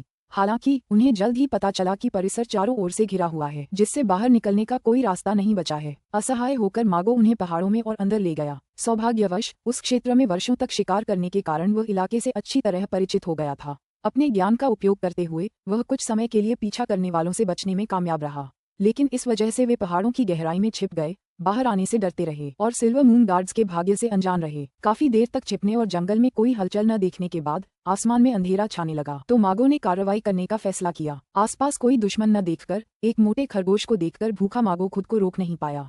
वह उछला, खरगोश को बेहोश किया और उसे पकड़ लिया। गड्ढे के निशान मिटाने के बाद वह एक छिपी हुई गुफा की ओर चल पड़ा। कौन? अंदर से एक सतर्क आवाज आई। उपन्यासों के अध्यायों को जल्दी और सर्वोत्तम गुणवत्ता में पढ़ने के लिए गूगल पर novemberalf.ir.net वेबसाइट खोजें। यह मैं हूँ। मागो ने यंग मास्टर वेई की प्रतिक्रिया पर अपना सिर हिलाया। अगर वह दुश्मन होता तो उसकी आवाज से उनकी स्थिति का पता चल जाता, लेकिन युवा स्वामी के संरक्षित जीवन को ध्यान में रखते हुए मागो ने अपनी आलोचना को रोक लिया। मागो, तुम वापस आ गए? युवा मास्टर वेई ने उत्साह से पूछा। जी हाँ। वो महिला कैसी हैं? माँ अभी भी बेहोश हैं और उन्हें बुखार है। क्या आपके पास कोई उपाय है? युवा मास्टर वेई का चेहरा चिंता से भर गया। मैं मदद नहीं कर सकता, मागो ने सिर हिलाते हुए कहा। तुम्हारी माँ का घाव अभी तक भरा नहीं है, उनका बहुत खून बह गया है और उन्हें संक्रमण हो गया है, बिल्कुल तुम्हारी तरह। मैं डॉक्टर नहीं हूँ, मैं उनका इलाज नहीं कर सकता। भागने के दौरान लेडी वेई गंभीर रूप से घायल हो गई थीं। उन्होंने दवा लगाई, लेकिन उचित इलाज न मिलने के कारण मागो के गुफा तक पहुंचने तक उसकी हालत गंभीर हो चुकी थी। मेरी हालत जैसी? यंग मास्टर वेई को अपनी पिछली चोट याद आ गई और उनके पेट में हल्का दर्द महसूस हुआ। उसे डर सताने लगा। मैगो, क्या मेरी माँ मर जाएगी? मागो चुप रहा। मौजूदा हालात को देखते हुए कुछ कहना मुश्किल था। हालांकि लेडी वेई की चोटें उनके बेटे की चोटों जितनी गंभीर नहीं थीं, लेकिन उनकी कमजोर शारीरिक बनावट के कारण वे और भी गंभीर हो गईं। उसकी चुप्पी देखकर युवा स्वामी वेई और भी बेचैन हो गए। नहीं, मैं अपनी माँ को मरने नहीं दे सकता। मागो, कुछ सोचो। यंग मास्टर वेई की घबराहट भरी चीखें देखकर मागो को तीव्र झुंझलाहट महसूस हुई। चुप रहो। उसने युवा स्वामी वेई की गर्दन पकड़कर उसे गुफा की दीवार से सटा दिया और धीमी आवाज में बोला, क्या चिल्लाने से तुम्हारी माँ जाग जाएगी? अगर तुमने दुश्मनों को आगाह कर दिया तो हम सब मर जाएंगे। युवा मास्टर वेई की आंखें अविश्वास से चौड़ी हो गईं, लेकिन जैसे जैसे उसकी सांसें तंग होने लगीं, डर उस पर हावी हो गया और वह छटपटाने लगा। मागो दृढ़ता से खड़ा रहा और उसकी आंखों में घूरता रहा। अगर तुम वादा करो कि दोबारा चिल्लाओगे नहीं तो मैं तुम्हें जाने दूंगा, वरना मैं तुम्हें मार डालूंगा। दृष्टि धुंधली होने के साथ ही युवा स्वामी वेई ने घबराकर सिर हिलाया। उसका चेहरा बैंगनी पड़ते देख मागो ने अपनी पकड़ ढीली कर दी। युवा स्वामी को खांसते और हौंफते हुए देखकर मागो को अप्रत्याशित संतुष्टि का अनुभव हुआ। इस लड़के से मिलना हमेशा मुसीबत लेकर आता था। वह मन ही मन उससे नाराज रहने से खुद को रोक नहीं पाता था। पहले वह युवा मालिक के साथ मारपीट करने की हिम्मत नहीं करता था, लेकिन अब चारों ओर दुश्मनों से घिरे होने के कारण वे खतरे के कगार पर जी रहे थे। इस विकट परिस्थिति में मागो का साहस बढ़ गया और उसे युवा स्वामी की हरकतों के लिए कोई धैर्य नहीं था। युवा स्वामी, आप अब बच्चे नहीं हैं। सोचिए कि इन पहाड़ों में कैसे जीवित रहना है। सिल्वर मून गार्ड्स ने आपके और लेडी वेई के लिए अपना बलिदान दिया। मूर्खतापूर्ण व्यवहार करके उनके प्रयासों को कलंकित न करें। मैं कल लेडी वेई का बुखार कम करने के लिए औषधीय जड़ी बूटियों की तलाश करूंगा। आप सोचिए कि आपको क्या करना चाहिए। ये कहकर मागो खरगोश को बाहर ले गया ताकि उसकी खाल उतारकर उसे तैयार कर सके। युवा मास्टर वेई गुफा में ही रह गए। वे विचारों में खोए हुए थे। कुछ ही देर में मागो एक बड़े पत्ते पर कुछ कच्चा खरगोश का मांस लेकर लौट आया। खाओ, यह क्या है? युवा मास्टर वेई ने गुलाबी मांस को देखते हुए पूछा। ताज़ा खरगोश का मांस, ये कच्चा है, मैं इसे कैसे खा सकता हूँ? युवा स्वामी वेई ने हैरानी से कहा। क्या तुम इसे भूनने और दुश्मनों को आकर्षित करने के लिए आग जलाना चाहते हो? वे हमें घेर लेंगे और तुम्हारी माँ को पकड़ लेंगे, मागो ने ताना मारा। लेकिन मैं इसे नहीं खा सकता, युवा मास्टर वेई ने डरते हुए कहा। तुम्हें करना ही होगा, तुम 2 दिन से भूखे हो, बिना भोजन के तुम चल नहीं पाओगे। मैं तुम्हारी माँ को उठाने में ही मुश्किल से कामयाब हो पा रही हूँ। मैं तुम दोनों को नहीं उठा सकती। क्या तुम चाहते हो कि मैं तुम्हारी माँ को छोड़ दूं? मागो ने ठंडे स्वर में कहा। ये सुनकर यंग मास्टर वेई आंतरिक रूप से संघर्ष करने लगे। अंत में उसने खरगोश के मांस का एक टुकड़ा लिया और आंखें बंद करके उसे निगल लिया। अध्याय 106। युवा स्वामी वेई को खरगोश का मांस निगलते देख मागो ने हल्का सा सिर हिलाया। उसने भी खरगोश का एक टुकड़ा उठाया और खाने लगा। शायद भूख के मारे युवा स्वामी वेई को लगा कि एक टुकड़ा निगलने के बाद मानसिक बेचैनी के बावजूद उसे निगलना उतना मुश्किल नहीं था जितना उसने सोचा था। इसलिए वह चुपचाप खाता रहा। दोनों ने चुपचाप पूरा खरगोश कच्चा ही खा लिया। खाने के बाद मागो ने जगह साफ की और फिर गुफा के प्रवेश द्वार पर चाकू पकड़े हुए गुफा की दीवार से टेक लगाकर बैठ गया और आराम करने के लिए अपनी आंखें बंद कर लीं। युवा स्वामी वेई अपनी माँ को देखने गया और पाया कि उनकी हालत में कोई सुधार नहीं हुआ है, जिससे वह चिंतित हो गया। वह मागो से इस बारे में बात करना चाहता था, लेकिन मागो द्वारा पहले उसकी गर्दन पकड़ने की घटना याद करके वह डर गया और चुपचाप वहीं बैठा रहा। अब तक पूरी रात हो चुकी थी, लेकिन टेंडन्स एंड बोन्स क्षेत्र के मार्शल आर्टिस्ट होने के नाते मागो की इंद्रियां अभी भी तेज थीं। अंधेरे में उन्होंने यंग मास्टर वेई की हलचल को भांप लिया और शांत भाव से कहा, सो जाइए, कल सुबह मैं मैडम वेई के लिए दवा ढूंढ लूंगा। अभी चिंता करने का कोई फायदा नहीं, बेहतर है कि आप आराम करें और अपनी ऊर्जा बचाकर रखें। युवा मास्टर वेई कुछ क्षण चुप रहने के बाद बोले, मागो, मुझे सच बताओ, क्या मेरी माँ ठीक हो सकती है? मागो ने तुरंत जवाब नहीं दिया। थोड़ी देर बाद उसने कहा, मुझे भी नहीं पता। मैंने आपको बताया था, मैं डॉक्टर नहीं हूँ और दवाइयों के बारे में मेरी जानकारी बहुत ही सतही है। मैडम की चोटें गंभीर हैं। मैं बस उनके लिए कुछ जानी पहचानी जड़ी बूटियां ढूंढने की कोशिश कर सकता हूँ और देख सकता हूँ कि उनसे फायदा होता है या नहीं। जहाँ तक उनके ठीक होने की बात है, ये तो किस्मत पर निर्भर करता है। ये कहते हुए मागो थोड़ी देर रुकी और फिर बोली, दुर्भाग्यवश हम अभी बाहर नहीं जा सकते, वरना अगर हम बूढ़े डॉक्टर चेन तक पहुँच पाते तो आपकी माँ की जान जरूर बच जाती। ये सुनकर यंग मास्टर वेई की आंखें चमक उठीं। हाँ, हम मेरी माँ को बूढ़े डॉक्टर चेन के पास ले जा सकते हैं। उसे याद आया कि पिछली बार गंभीर चोटों के बावजूद उस बूढ़े डॉक्टर ने उसकी जान बचाई थी। अगर वह अपनी माँ को वहाँ ले जा सके तो उनकी चोटें जरूर ठीक हो जाएंगी। मागो ने सिर हिलाते हुए कहा, ऐसा नहीं है कि मैं मैडम को वहाँ ले जाना नहीं चाहता, लेकिन आप बाहर की स्थिति जानते हैं। हर जगह लोग हमारी तलाश कर रहे हैं, हम बस बाहर नहीं जा सकते। युवा स्वामी वेई को यह एहसास हुआ और उनकी आंखों में उदासी छा गई। हाँ, अगर वे बाहर निकल पाते तो वे इस गुफा में फंसे नहीं रहते। ठीक है, सो जाओ, देखते हैं कल क्या होता है, मागो ने कहा जब उसने देखा कि यंग मास्टर वेई ने बोलना बंद कर दिया और आराम करने के लिए अपनी आंखें बंद कर लीं। उस रात युवा स्वामी वेई को ठीक से नींद नहीं आई। वे बार बार जागते रहे, मैडम वेई का हालचाल पूछते रहे, उन्हें बीच बीच में पानी पिलाते रहे और मुश्किल से ही आराम कर पाए। मागो ने ये सब देखा लेकिन कुछ नहीं कहा। अगली सुबह मागो ने युवा स्वामी वेई को बताया कि वह जड़ी बूटियां लेने जा रहा है। उसने देखा कि शायद गोल्डन हीलिंग ऑइंटमेंट के असर से मैडम वेई की हालत बिगड़ी नहीं थी, लेकिन वह अभी भी बेहोश थीं। लेकिन कठोर पहाड़ी वातावरण में इस तरह रहना ठीक नहीं था। अगर वह बेहोश रहीं तो शायद फिर कभी होश में न आए। अपने हथियार लिए मागो सावधानी से पहाड़ों में आगे बढ़ा, परिचित जड़ी बूटियों की तलाश में। आखिरकार एक पहाड़ी झरने के किनारे उसे एक उपयोगी जड़ी बूटी मिल गई। प्रसन्न होकर वह उसे तोड़ने ही वाला था कि अचानक उसे एक चेतावनी का आभास हुआ और वह झट से एक तरफ हट गया। अगले ही पल एक तीर उसके शरीर को छूता हुआ निकला और जमीन में गहराई तक धंस गया। केवल तीर का पिछला हिस्सा ही सतह से थोड़ा ऊपर कांपता हुआ दिखाई दिया। मागो के दिल में सिहरन दौड़ गई। अगर वह तीर से नहीं बचता तो उसका शरीर छलनी हो जाता। वह अचानक मुड़ा और पास के एक बड़े पेड़ की शाखा पर एक आकृति को खड़ा देखा। वह चमड़े के कवच में लिपटा एक हट्टा कट्टा युवक था, जिसके हाथ में तरकश और धनुष था और कमर पर एक छोटी सी छुरी बंधी थी। स्पष्ट था कि तीर उसी ने चलाया था। अरे वाह, बुरा नहीं, तुमने सचमुच मेरे तीर से खुद को बचा लिया। चमड़े के कवच पहने युवक को थोड़ा आश्चर्य हुआ कि उसका तीर चूक गया। तुम कौन हो और तुमने अचानक मुझ पर हमला क्यों किया? मागो ने अपनी चाकू निकालते हुए और अपने आसपास का जायजा लेते हुए पूछा। नासमझ बनने का नाटक मत करो। 2 दिन पहले तुम मैडम वेई और यंग मास्टर वेई को ले गए थे, है ना? मुझे बताओ कि वे कहाँ हैं और शायद मैं तुम्हारी जान बख्श दूं। चमड़े के कवच पहने युवक ने कहा। मुझे नहीं पता कि आप किस बारे में बात कर रहे हैं। मैं तो बस एक शिकारी हूँ जो पहाड़ों में शिकार करने आया हूँ, मागो ने साफ इनकार कर दिया। टेंडन और हड्डियों के क्षेत्र का शिकारी, क्या तुम मुझे मूर्ख समझते हो? चमड़े के कवच पहने युवक ने सिर हिलाया।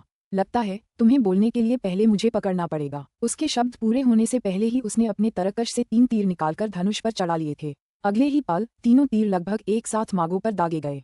3 सितारों से जुड़े मोती त्रिभुजाकार आकृति बनाते हुए तीनों तीरों ने मागो के चारों ओर भागने के सभी रास्ते बंद कर दिए, जिससे उसके पास बचने का कोई रास्ता नहीं बचा। चौंककर मागो ने तुरंत चमड़े के कवच पहने युवक के तीरंदाजी कौशल को पहचान लिया।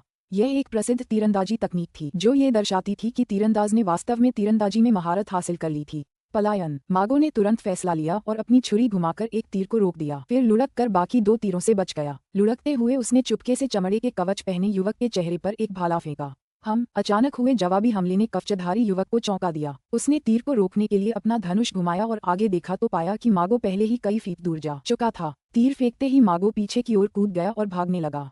उसने पेड़ों की आड़ में खुद को छिपा लिया, जिससे कवचधारी युवक के लिए उसे निशाना बनाना मुश्किल हो गया। दिलचस्प, अगर तुम बच निकले तो मेरा चेहरा कहाँ होगा? चमड़े के कवच पहने युवक हंसा, अपना धनुष एक तरफ रखा और मागो की ओर दौड़ पड़ा। उसकी गति मागो से भी तेज थी। अपने पीछे से पीछा किए जाने की आवाज सुनकर मागो को बहुत गुस्सा आया। चमड़े के कवच पहने युवक की 3 स्टार लिंक्ड पल्स तकनीक देखकर मागो समझ गया कि वह उसका मुकाबला नहीं कर सकता। इस तकनीक के लिए टेंडन्स एंड बोन्स क्षेत्र के मार्शल आर्टिस्ट को लगातार 3 तीर चलाने होते थे, जो मागो की क्षमता से परे था। इसके अलावा आसपास और भी दुश्मन हो सकते थे। उसके पास भागने के अलावा कोई चारा नहीं था, लेकिन अब तो भाग निकलना भी अनिश्चित लग रहा था। उसके पीछे कदमों की आहट तेज होती जा रही थी और मागो घबरा गया।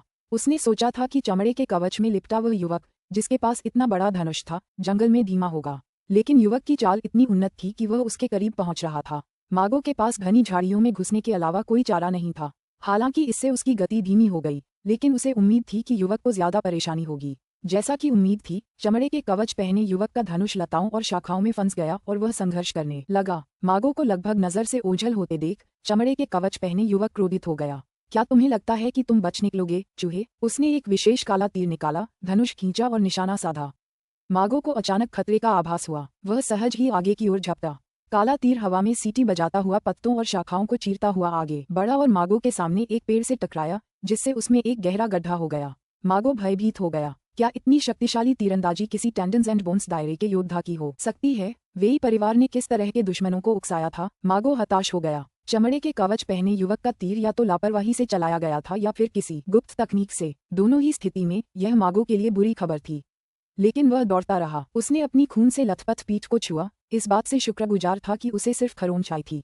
अपनी चोट के बावजूद मागो उछलकर भाग गया। शक्तिशाली तीर लगने से कमजोर महसूस कर रहे चमड़े के कवचधारी युवक ने मागो को जीवित देखकर उसे जान से मारने की कसम खाई। अरे चूहे, बच नहीं पाओगे! युवक की चीख जंगल में गूंज उठी। मागो को बाजार के बाद अपने कबीले में न लौटने का पछतावा हुआ और उसने अपनी बदकिस्मती को कोसा। अचानक आगे पानी की आहट सुनकर मागो की उम्मीद फिर से जाग उठी। अगर नदी होती तो शायद वह बच जाता। इस उम्मीद ने उसे नई ताकत दी। चमड़े के कवच पहने युवक ने मागो की योजना को भांपते हुए नए जोश के साथ उसका पीछा किया और एक और तीर तैयार कर लिया। मागो उछला, लेकिन तीर उसके कंधे में जा लगा और वह पत्थरों के बीच गिर पड़ा। क्या ये झरनों की घाटी है? दर्द से कराहते हुए मागो ने देखा कि वह नदी नहीं बल्कि झरने वाली घाटी में है।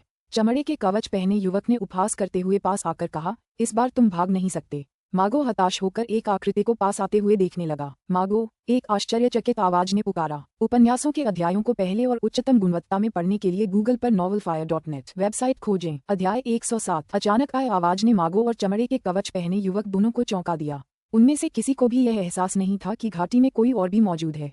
उन दोनों ने झट से अपना सिर घुमाया और झरने के किनारे एक बड़ी चट्टान पर पीठ के पीछे हाथ बांधे एक आकृति को खड़े देखा। भाई लू किंग! मागो की आंखों में अविश्वास भर गया जब उसने उस आकृति को देखा। आप यहाँ क्या कर रहे हैं? क्या ऐसा हो सकता है कि अपनी हताश भागने की कोशिश में वह अनजाने में ज्यूली गांव के पास से भाग गया हो? यह विचार अनायास ही मागो के मन में कौंध गया, लेकिन ये सोचने का समय नहीं था कि यह बात तर्कसंगत है या नहीं। ये देखकर कि लू किंग को स्थिति की गंभीरता का एहसास नहीं हुआ था, मागो ने जल्दबाजी में चिल्लाकर कहा, भाई लू किंग, भागो! यह आदमी बहुत दुष्ट है, इसे उकसाना ठीक नहीं है। मागो को लू किंग को देखकर कोई खुशी नहीं हुई। वह जानता था कि लू किंग की युद्ध शक्ति केवल ची और रक्त स्तर की थी। वह अपने सामने चमड़े के कवच पहने हुए युवक का मुकाबला करने में असमर्थ था, एक भी वार करने में भी नहीं। अगर लू किंग ने लापरवाही से हस्तक्षेप किया तो इससे कोई फायदा नहीं होगा, बल्कि उसे अपनी जान गंवानी पड़ेगी। क्या तुम सचमुच बच निकलोगे? चमड़े के कवच पहने युवक ने ठंडे स्वर में कहा। अरे मूर्ख, अब तो तुम न सिर्फ भागने में नाकाम रहोगे, बल्कि अपने दोस्त को भी मौत के मुंह में घसीट लोगे। क्या ये खुद मरने से भी बदतर नहीं लगता? भाई लू किंग, भागो! मैं उसे यथासंभव देर तक रोके रखूंगा। तुम भागने का मौका ढूंढो। मागो ने चमड़े के कवच पहने युवक की बातों को अनसुना करते हुए अपने पैरों पर खड़ा होने की कोशिश की। उसने एक हाथ से अपनी छुरी को कसकर पकड़ रखा था और उग्र दृढ़ निश्चय के साथ युवक को घूर रहा था। हैरानी की बात है, एक काया होकर भी तुममें कुछ वफादारी है। चमड़े के कवच पहने युवक ने मागो के हताश रवैये पर थोड़ा आश्चर्यचकित होते हुए टिप्पणी की। लेकिन सिर्फ तुम्हारे दम पर, क्या तुम्हें सच में लगता है कि तुम मुझे रोक सकते हो?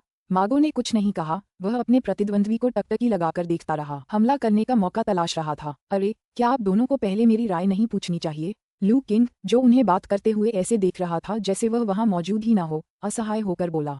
मागो और चमड़े के कवच पहने युवक दोनों जम गए और लू किंग की ओर देखने लगे। खास तौर पर चमड़े के कवच पहने उस युवक को विश्वास ही नहीं हो रहा था कि इस बच्चे में उसे टोकने की हिम्मत कैसे हुई। उसके मन में थोड़ी सी सतर्कता की भावना जागृत हुई और उसने लू किंग को ध्यान से देखना शुरू कर दिया। लेकिन लू किंग इतनी दूर खड़ा था कि चमड़े के कवच पहने युवक को उसकी ची और रक्त की शक्ति का एहसास नहीं हो पा रहा था। फिलहाल वह लू किंग की वास्तविक शक्ति का अंदाजा नहीं लगा सकता था। मास्टर मागो, क्या आप समझा सकते हैं कि क्या हो रहा है? लू किंग ने हल्की मुस्कान के साथ पूछा। भाई लू किंग, आप? लू किंग के शांत व्यवहार को देखकर मागो के मन में अचानक एक विचार आया। उनकी धारणा में लू किंग हमेशा से ही चतुर थी। उनके पहले कहे शब्दों से लू किंग को स्थिति की गंभीरता का एहसास हो जाना चाहिए था। लेकिन अब लू किंग बिल्कुल भी चिंतित नहीं लग रही थी, जिससे मागो उसके इरादों को लेकर अनिश्चित हो गई। मैं आपको समझा देता हूँ, चमड़े के कवच पहने युवक ने अचानक कहा। यह मूर्ख अपनी औकात से ज्यादा ही समझ रहा है। इसने वेई परिवार की पत्नी और बेटे को छिपाकर हमें अपना दुश्मन बना लिया है। अरे, क्या तुम वाकई इस झंझट में पड़ना चाहते हो? लू किंग ने आश्चर्य से मागो की ओर देखा। उन्हें मागो से इतनी हिम्मत की उम्मीद नहीं थी कि वह वेई परिवार और उन रहस्यमय मार्शल आर्टिस्टों के बीच के मामलों में दखल देने का साहस करेगी। बकवास मत करो, मुझे वेई परिवार की पत्नी और बेटे के बारे में कुछ नहीं पता। मैं तो बस पहाड़ों में शिकार कर रहा था और तुमने बिना किसी कारण के मुझ पर हमला कर दिया। चाहे तुम इसे कितना भी घुमा फिराकर कहो, गलती तुम्हारी ही है। मागो ने इस आरोप का दृढ़ता से खंडन किया। अगर तुम झूठ बोलना चाहते हो तो बोलते रहो। मुझे बस उम्मीद है कि जब मैं तुम्हारे हाथ पैर तोड़कर तुम्हें धीरे धीरे तड़पाऊंगा, तब भी तुम्हारा मुंह इतना ही सख्त रहेगा। चमड़े के कवच पहने उस युवक को मागो के इनकार की कोई परवाह नहीं थी। इस स्थिति में भले ही मागो का वेई परिवार से कोई संबंध न हो, फिर भी उसकी मृत्यु होनी ही थी। जैसे ही मागो ने उसके जानलेवा हमले से खुद को बचाया, चमड़े के कवच पहने उस युवक ने पहले ही उसे यातना देकर मार डालने का फैसला कर लिया था। हालांकि लू किंग को यह समझ आ गया था कि मागो ने वास्तव में खुद को इस मुसीबत में फंसा लिया था। हालांकि लू किंग को यह नहीं पता था कि आमतौर पर इतना सतर्क रहने वाला मागो इतने घातक मामले में क्यों शामिल हो गया था। लेकिन चूंकि वे एक दूसरे को जानते थे, इसलिए वह चुपचाप खड़े होकर उसे मरते हुए नहीं देख सकता था। इससे भी महत्वपूर्ण बात यह है कि जब लू किंग चमड़े के कवच पहने युवक द्वारा उसकी दृष्टि में उत्सर्जित जानकारी को देख रहा था, तो उसकी आंखों में एक अजीब सी चमक दिखाई दी। इस समय लू किंग की दृष्टि में चमड़े के कवच से लैस युवक एक तेज सफेद रोशनी से चमक रहा था। टोन कांगलांग, उत्तरी सीमा के तियान कांग संप्रदाय का शिष्य, शियांटियन क्षेत्र के योद्धा वान कांगई का छात्र, क्रूर और रक्तपिपासु, मनोदशा में उतार चढ़ाव से ग्रस्त, विरोधियों को यातना देने में आनंद लेता है। साधना, हॉटियन टेंडन और बोन क्षेत्र, मामूली उपलब्धि। हाल ही में एक गुप्त तकनीक का उपयोग करने के कारण उसकी शक्ति सामान्य शक्ति के 70% से भी कम हो गई है। इस बार लू किंग द्वारा जुटाई गई जानकारी सामान्य से अधिक विस्तृत थी। यह एक ऐसी चीज थी जिसे उन्होंने हाल ही में टेंडन और बोन क्षेत्र में प्रवेश करने के बाद ही खोजा था। जैसे जैसे उसकी साधना में प्रगति हुई, उसकी क्षमताएं भी मजबूत होती गईं। वह न केवल पहले की तुलना में तेजी से जानकारी जुटा सकता था, बल्कि उसके द्वारा प्राप्त विवरण भी अधिक व्यापक थे। चमड़े के कवच पहने युवक के ऊपर तैरते संदेश को घूरते हुए लू किंग के दिमाग में कई विचार उमड़ रहे थे। दी गई जानकारियों से लू किंग को महत्वपूर्ण जानकारी मिली। युवक की पृष्ठभूमि से लेकर उसकी वर्तमान शारीरिक स्थिति तक हर चीज ने उन्हें बहुमूल्य अंतर्दृष्टि प्रदान की। अरे बच्चे, पता नहीं क्यों मुझे तुम्हारी निगाहें बहुत परेशान करने वाली लगती हैं। जैसे जैसे लू किंग सोच में डूबी हुई थी, चमड़े के कवच पहने युवक को बेचैनी बढ़ती जा रही थी। लू किंग की निगाहें उसे बेहद असहज कर रही थीं। मैंने फैसला कर लिया है, मैं पहले तुम्हारा ख्याल रखूंगा। मागो पहले से ही बुरी तरह घायल था और उससे कोई खतरा नहीं था, लेकिन चमड़े के कवच पहने युवक को अभी भी लू किंग की ताकत का अंदाजा नहीं हो पा रहा था। फिर भी वह बहुत चिंतित नहीं था। लू किंग की उम्र को देखते हुए, जो उससे कम थी, भले ही लू किंग बचपन से ही प्रशिक्षण प्राप्त एक विलक्षण प्रतिभा हो, वह इतना शक्तिशाली नहीं हो सकता था। इसके अलावा चमड़े के कवच पहने उस युवक को विश्वास नहीं था कि इतने दूरस्थ स्थान पर रहने वाला कोई व्यक्ति तियान कांग संप्रदाय के एक आंतरिक शिष्य के रूप में उससे भी अधिक युद्ध कौशल रख सकता है। इसलिए लू किंग को वहां शांत भाव से हाथ पीछे करके खड़े हुए और उसे क्रोधित कर देने वाली निगाहों से देखते हुए देखकर चमड़े के कवच पहने युवक ने हरकत की। अच्छा नहीं है। चमड़े के कवच पहने युवक पर कड़ी नजर रखे हुए मागो ने सबसे पहले उसकी हलचल को देखा, लेकिन इससे पहले कि वह कोई प्रतिक्रिया कर पाता, चमड़े के कवच पहने युवक लू किंग की ओर दौड़ पड़ा। पहले से ही घायल और कमजोर होने के कारण मागो उसे रोक नहीं सका। वह केवल घबराकर चिल्ला सकता था, भाई लू किंग, भागो। लेकिन बहुत देर हो चुकी थी। मागो के शब्द पूरे होने से पहले ही चमड़े के कवच पहने युवक ने कुछ ही कदमों में लू किंग की दूरी तय कर ली थी। उसका हाथ पंजे की तरह मुड़ गया और उसके प्रहार की ताकत से हवा में एक जोरदार झटका लगा जब उसने लू किंग के गले पर वार करने का लक्ष्य रखा। मागो भयावहता से देखता रहा, उसकी आंखें चौड़ी हो गईं। ऐसा लग रहा था मानो वह अगले ही पल लू किंग की गर्दन टूटते और उसकी श्वास नली फटते हुए भयावह दृश्य को देख सकता हो। यहाँ तक कि चमड़े के कवच पहने उस युवक को भी विश्वास था कि उसका हमला अजेय है।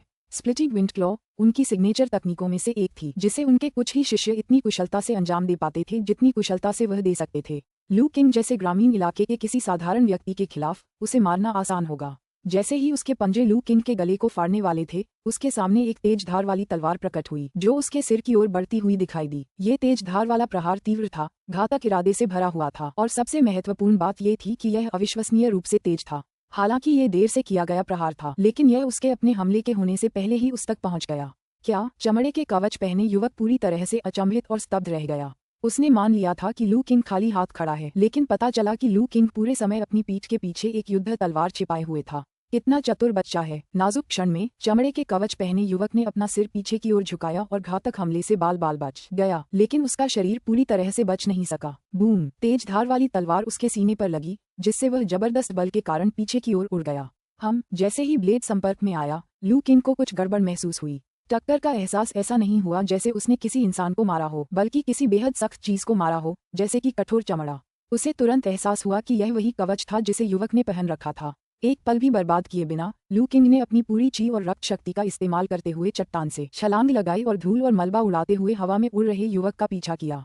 एक और वार से उसने उसे नीचे गिरा दिया। क्लैंग! टक्कर की तीखी आवाज गूंज उठी। चमड़े के कवच पहने युवक ने अपनी कमर से एक छोटी सी तलवार निकाली और वार को रोकने में कामयाब रहा।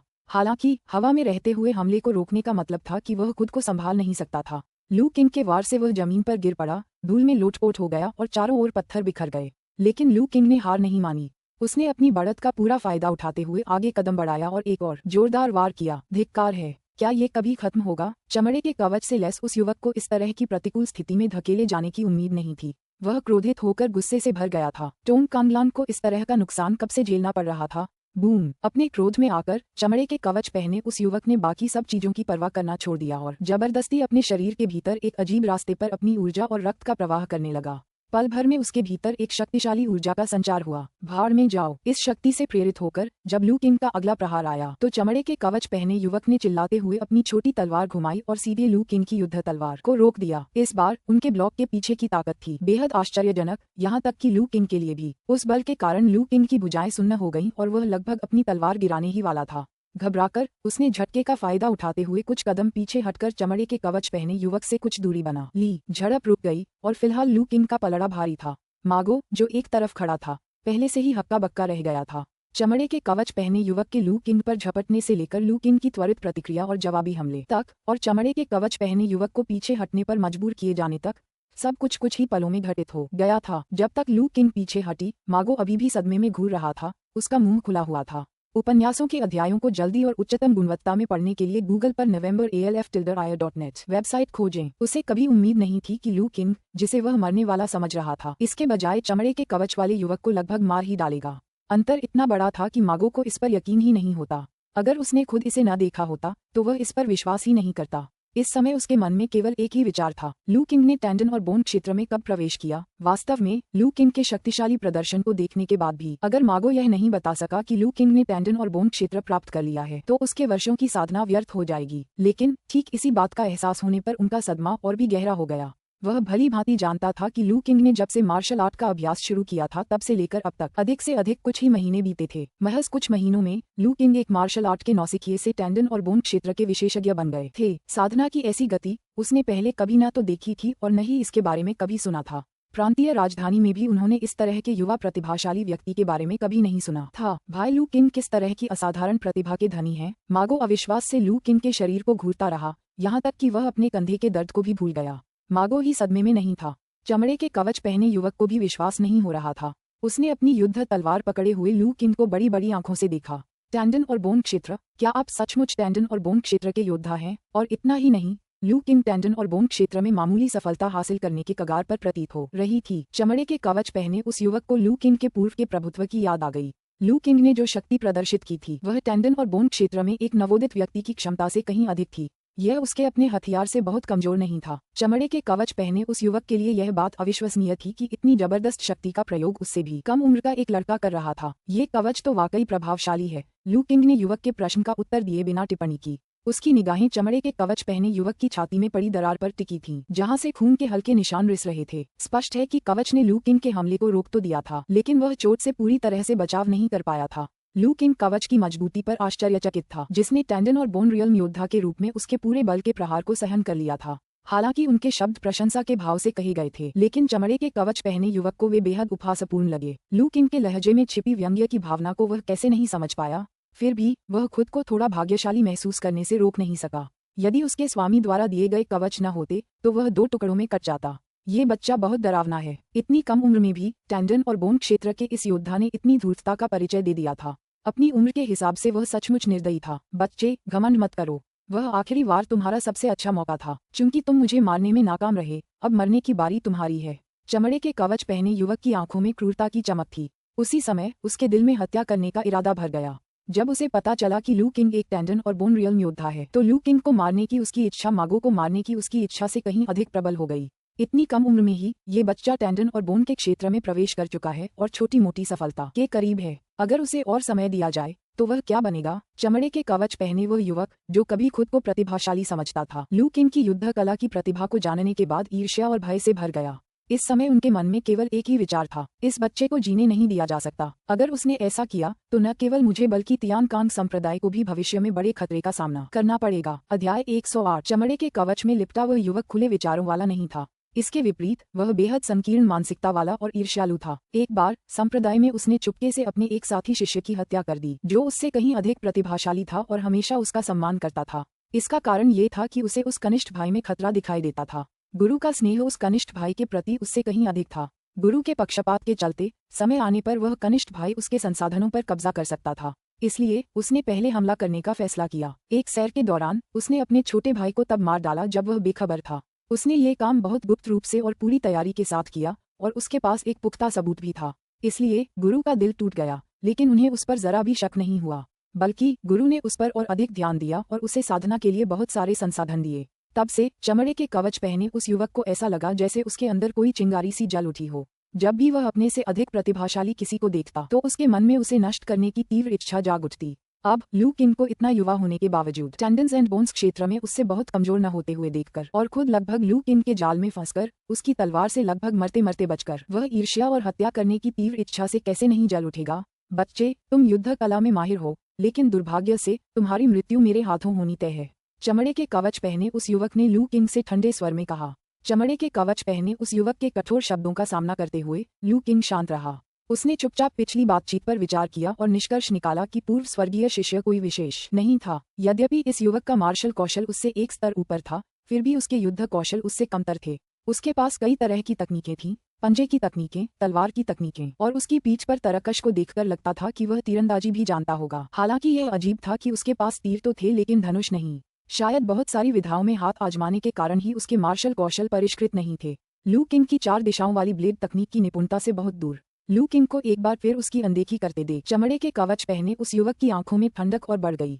भाई लू किंग, चलो साथ मिलकर लड़ते हैं, मागो ने लू किंग के बगल में कदम रखते हुए कहा और एक हाथ में उसकी चाकू पकड़ी हुई थी। कोई जरूरत नहीं, मैं उसे अकेले ही संभाल लूंगी। लू किंग ने चमड़े के कवच पहने उस युवक को एक अजीब नजर से देखते हुए जवाब दिया।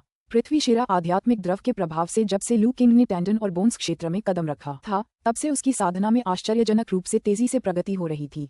स्वास्थ्यवर्धक मुक्केबाजी के प्रत्येक अभ्यास से उसकी टेंडन और हड्डियां मजबूत होती जा रही थीं। कुछ ही दिनों में उसकी शारीरिक शक्ति में काफी वृद्धि हुई और वह लगभग सफलता के छोटे स्तर तक पहुंच गया। यही कारण था कि उसने कुछ समय पहले चमड़े के कवच पहने युवक को एक ही तलवार से मार गिराया था। शारीरिक शक्ति के मामले में भी वह किसी से कम नहीं था। हालांकि अपनी तीव्र प्रगति के बावजूद लू किंग हमेशा अपनी वर्तमान शक्ति को लेकर अनिश्चित था, क्योंकि वह अकेले अभ्यास करता था। अब चमड़े के कवच में उस युवक का प्रकट होना खुद को परखने का एक उत्तम अवसर था। एक ऐसे व्यक्ति के साथ जिसका स्तर उससे कहीं अधिक ऊंचा था लेकिन एक गुप्त तकनीक से कमजोर था। इससे बेहतर अभ्यास का अवसर और क्या हो सकता था। चमड़े के कवच पहने युवक को देखते हुए लू किंग की आंखों में एक रहस्यमय चमक दिखाई दी। फिर वही नजर। चमड़े के कवच में लिपटा युवक क्रोधित हो उठा। अधिक शक्ति होने के बावजूद वह लड़का हमेशा उसे ऐसी नजर से देखता था जिसे वह नापसंद करता था, मानो उसे कभी गंभीरता से लिया ही न जाता हो। वह इसे कैसे सहन कर सकता था। बच्चे, तुम मौत को दावत दे रहे हो। चमड़े के कवच पहने युवक ने लू किंग पर एक पत्थर फेंका और फिर ऊर्जा और रक्त के प्रवाह के साथ फुर्ती से उस पर हमला कर दिया। मैगो, मेरी तरफ नजर रखना। लू किंग हंसते हुए पत्थर से बचते हुए हमले का डटकर सामना किया। ये देखकर मागो वहीं रुका रहा। एक साथी मार्शल आर्टिस्ट होने के नाते वह एक योद्धा के गौरव को समझता था। चूंकि लू किंग अकेले लड़ना चाहता था, इसलिए बीच में आना उसके लिए अपमान की बात होती। दोनों युद्ध कलाकारों के बीच शीघ्र ही झड़प हुई। अपनी लंबी तलवार का लाभ उठाते हुए लू किंग ने पहले हमला किया। कुछ ही कदम दूर रहते हुए एक तेज सफेद तलवार की रोशनी चमकी और उसने युवक के चेहरे पर वार किया। सीधी सादी तलवारबाजी की तकनीक देखकर चमड़े के कवच पहने युवक ने तिरस्कार का भाव दिखाया। पहले वह केवल अचानक हमले का शिकार हुआ था, जिसके कारण उसे पहले अपमान सहना पड़ा था। अब पूरी तरह तैयार होने के बाद भला ऐसी अनाड़ी चालों से उसे कैसे चोट पहुंच सकती थी। तलवार के वार से बचते हुए वह करीब आ गया, नजदीकी लड़ाई के लिए जहां उसकी छोटी तलवार सबसे कारगर साबित होती थी। एक बार दूरी के भीतर पहुंचते ही लू किंग की लंबी तलवार बेकार हो जाएगी, जबकि उसकी छोटी तलवार घातक होगी। बस एक बार वह करीब पहुंच गया तो लू किंग की मौत निश्चित थी। हालांकि जैसे ही वह बचने और दूरी कम करने के लिए आगे बढ़ा, उसकी गर्दन पर एक ठंडी सनसनी दौड़ गई। भय से उसने देखा कि लू किंग की तलवार उसकी हरकतों का पीछा करते हुए बड़ी कुशलता से उसकी गर्दन की ओर बढ़ रही है। असंभव, वह दंग रह गया। लू किंग की तलवारबाजी की तकनीक सीधी सादी और सरल मानी जाती थी, वह इतनी कुशलता से कैसे बदल सकती थी। सदमे में आकर चमड़े के कवच पहने युवक ने करवट बदल ली और बाल बाल सिर कटने से बच गया। तलवार उसके दाहिने गाल को छूकर निकल गई, जिससे खून बहने लगा। उसके शरीर से ठंडा पसीना बह रहा था। उपन्यासों के अध्यायों को जल्दी और सर्वोत्तम गुणवत्ता में पढ़ने के लिए गूगल पर novelfire.net वेबसाइट खोजें। बस थोड़ा सा रह गया। मागो ने लू किंग की तलवारबाजी की महारत देखकर दंग रह गया। उसने ताकत और सूक्ष्मता का ऐसा अद्भुत मेल पहले कभी नहीं देखा था, जो एक आक्रामक प्रहार को एक कोमल, सटीक हमले में बदल देता था। अब उसे समझ में आ गया था कि लू किंग के हाथों इतने सारे लोग क्यों मारे गए थे, जिनमें हॉट स्नैचर वुल्फ भी शामिल था। लू किंग की तलवारबाजी की गहन महारत को महसूस करते हुए, जो कि 4 डायरेक्शंस ब्लेड के संस्थापक से भी कहीं अधिक थी, मागो की प्रशंसा और भी बढ़ गई। शानदार चाल, लू किंग ने टिप्पणी की और चमड़े के कवच पहने उस युवक को पीछा किए बिना पीछे हटने के लिए मजबूर कर दिया। हालांकि युवक क्रोधित था, लेकिन अब वह अविश्वास से भर गया था। ऐसी महारत, आपकी तलवार चलाने की तकनीक इतनी ऊंचाइयों तक पहुंच गई है। महज एक चाल, लू किंग ने शांत भाव से उत्तर दिया। युवक का सदमा और गहरा गया। तलवारबाजी में इस स्तर की महारत हासिल करना एक सच्चे उस्ताद की निशानी थी। शक्ति और सटीकता के इस अद्भुत मेल को प्राप्त करने वाला कोई भी तलवारबाज उस्ताद माना जाता था। ऐसी महारत का अर्थ था जन्म के बाद की मार्शल आर्ट की सीमाओं को पार करना, एक ऐसा स्तर जिसे आंतरिक अंगों के विशेषज्ञ भी पार नहीं कर सकते थे। केवल टेंडन और बोन्स दायरे में होने के बावजूद लू किंग की तलवारबाजी की तकनीक एक उस्ताद के स्तर तक पहुंच गई थी, जिससे वह युवक चौंक गया। अविश्वास से अविचलित लू किंग ने अपना संयम बनाए रखा। अपनी विशेष क्षमता की सहायता से प्रत्येक अभ्यास सत्र में उसे तेजी से सुधार करने का अवसर मिला, जिससे वह अपने कौशल को शीघ्रता से आत्मसात और निखार सका। उसके मन में निहित रहस्यमय विरासतों के साथ मिलकर उसका दृष्टिकोण और समझ सामान्य मार्शल आर्टिस्टों से कहीं अधिक थी। 4 दिशाओं की तलवार के संस्थापक को भी पछाड़ देने का उसका आत्मविश्वास पूर्ण था। लू किंग की क्षमताओं की व्यापकता को भांपते हुए उस युवक को कँपकँपी छूट गई। लू किंग जैसे दानव का सामना करना, जिसकी तलवारबाजी की तकनीक उस्ताद स्तर की थी, उसकी लड़ने की हिम्मत को क्षीण कर रहा था। वह जानता था कि उसकी जीत की कोई उम्मीद नहीं है। उसका पहले वाला साहस हवा में उड़ गया और उसने भागने का फैसला किया। तुम्हें लगता है कि तुम बच निकलोगे? लू किंग ने उसकी मंशा भांपते हुए आगे बढ़कर अपनी तलवार से उसका रास्ता रोक दिया। मुझे उकसाओ मत। घिरे हुए उस युवक ने अपनी गुप्त तकनीक का प्रयोग करते हुए अपनी शक्ति और गति बढ़ा ली। उसने लू किंग पर हमला बोल दिया, मानो उस पर निर्णायक प्रहार करने की ठान ली हो। लू किंग का चेहरा शांत था। उसकी तलवार फुर्ती से चली। हमले को रोकते हुए उसने युवक की बाह पर वार किया। 100 परिष्कृत युद्ध तलवार की ताकत के बावजूद चमड़े का कवच सख्त साबित हुआ। उसे भेदने के लिए पूरी ताकत से वार करना पड़ता, लेकिन साधारण कट काफी नहीं होता। युवक के सिर की कमजोरी को भांपते हुए लू किंग ने हताशा भरे हमले से बचते हुए उसकी गर्दन पर निशाना साधा। अपनी बढ़ी हुई ताकत के बावजूद युवक लू किंग के सटीक वारों का मुकाबला नहीं कर सका। तलवार ने अपना निशाना साधा और उसका सिर धड़ से अलग कर दिया। छोटे भाई, घाटी के ऊपर से शोक से भरी एक चीख गूंजी। अध्याय 109। चमड़े के कवच पहने युवक का अंततः लू किंग ने एक ही वार में सिर धड़ से अलग कर दिया। जब मागो ने सिर को हवा में उल्टे देखा तो वह सदमे और जटिल भावनाओं से भर गया। वह हैरान था क्योंकि उसे उम्मीद नहीं थी कि लू किंग की वर्तमान ताकत इतने जबरदस्त स्तर तक पहुंच गई होगी। चमड़े के कवच से लैस युवक जैसे दुर्जेय प्रतिद्वंद्वी को भी आसानी से मारा जा सकता था। जटिलता तब उत्पन्न हुई जब उसने अपने उस शक्तिशाली शत्रु को, जिसने उसे निराशा के कगार पर धकेल दिया था, पल भर में नष्ट होते देखा, जिससे उसके मन में उदासी की भावना उत्पन्न हुई। हालांकि इससे पहले कि मागो अपने विचारों पर और गहराई से विचार कर पाता, छोटा भाई, घाटी के ऊपर से एक शोकपूर्ण चीख गूंजी जो पहाड़ों और जंगलों में दूर तक फैल गई। इसके तुरंत बाद एक आकृति घाटी की चोटी से नीचे कूदी। घाटी में उतरने से पहले उसने चट्टान के किनारे से कई बार बल उधार लिया। अत्यधिक नीचे की ओर लगने वाले बल ने सीधे घाटी के तल पर 2 बड़े गड्ढे बना दिए और उमड़ती हुई ची और रक्त ऊर्जा ने मागो को भय की एक सिहरन महसूस कराए। वह एक हट्टा कट्टा अस्त व्यस्त बालों वाला अधेड़ उम्र का आदमी था, जिसका चेहरा क्रूरता से भरा हुआ था। आंतरिक अंगों का क्षेत्र लू किंग का चेहरा भी गंभीर हो गया। उसने तुरंत अपनी शक्तियों को सक्रिय किया और नए आने वाले की ओर देखा। कुछ ही देर में नवागंतुक के शरीर से एक हल्की लाल रोशनी निकली। वांग किंगशान, उत्तरी सीमा तियान कांग संप्रदाय का एक शिष्य, पूर्व दिव्य मार्शल आर्टिस्ट वांग कांगई का दत्तक पुत्र। वह दबंग, सुरक्षात्मक और क्रूर है। उसकी साधना जन्मोत्तर आंतरिक अंग स्तर और उसके पास एक गुप्त विस्फोटक तकनीक है जो उसकी युद्ध शक्ति को अस्थायी रूप से दोगुना कर सकती है। टोंग कांगलान की जानबूझकर की गई चापलूसी और प्रशंसा के कारण वांग किंगशान उसे भाई मानता है। आंतरिक अंगों के क्षेत्र में एक छोटी सी उपलब्धि। जब लू किंग ने नवागंतुक की साधना देखी तो उसका दिल भारी हो गया। ऐसे प्रतिद्वंद्वी का सामना करना उनके बस की बात नहीं थी। भले ही उसकी तलवारबाजी की कुशलता श्रेष्ठ थी, लेकिन साधना के स्तर में बहुत बड़ा अंतर था। जब शक्ति का अंतर बहुत अधिक हो तो मात्र ताकत किसी भी कौशल पर भारी पड़ सकती है। उपन्यासों के अध्यायों को जल्दी और सर्वोत्तम गुणवत्ता में पढ़ने के लिए गूगल पर etherofhellfire.net वेबसाइट खोजें। तथापि लू किंग की नज़र एक और जानकारी पर भी पड़ी। ऐसा प्रतीत होता था कि यह उत्तरी सीमा तियान कांग संप्रदाय कोई धर्मप्रायण संप्रदाय नहीं था। उनके शिष्य इतने क्रूर और रक्तपिपासु कैसे हो सकते थे? एक ऐसा संप्रदाय जो ऐसे शिष्यों को शिक्षा दे सकता था। इसका मतलब ये था कि पूर्व स्वर्गीय वांग कांगई भी शायद दयालु व्यक्ति नहीं थे। छोटा भाई, अधेड़ उम्र के उस व्यक्ति ने जमीन पर पड़े सिर को शोकपूर्ण ढंग से देखा और पुष्टि की कि यह वास्तव में उसका छोटा भाई था जिसने हमेशा उसका बहुत सम्मान किया था। उसके हृदय में असीम क्रोध उमड़ पड़ा। तुम मेरे छोटे भाई को मारने की हिम्मत कैसे करते हो? लू किंग को देखते ही अधेड़ उम्र के व्यक्ति की आंखें गुस्से से लाल हो गईं। बेटा, तुम मर चुके हो।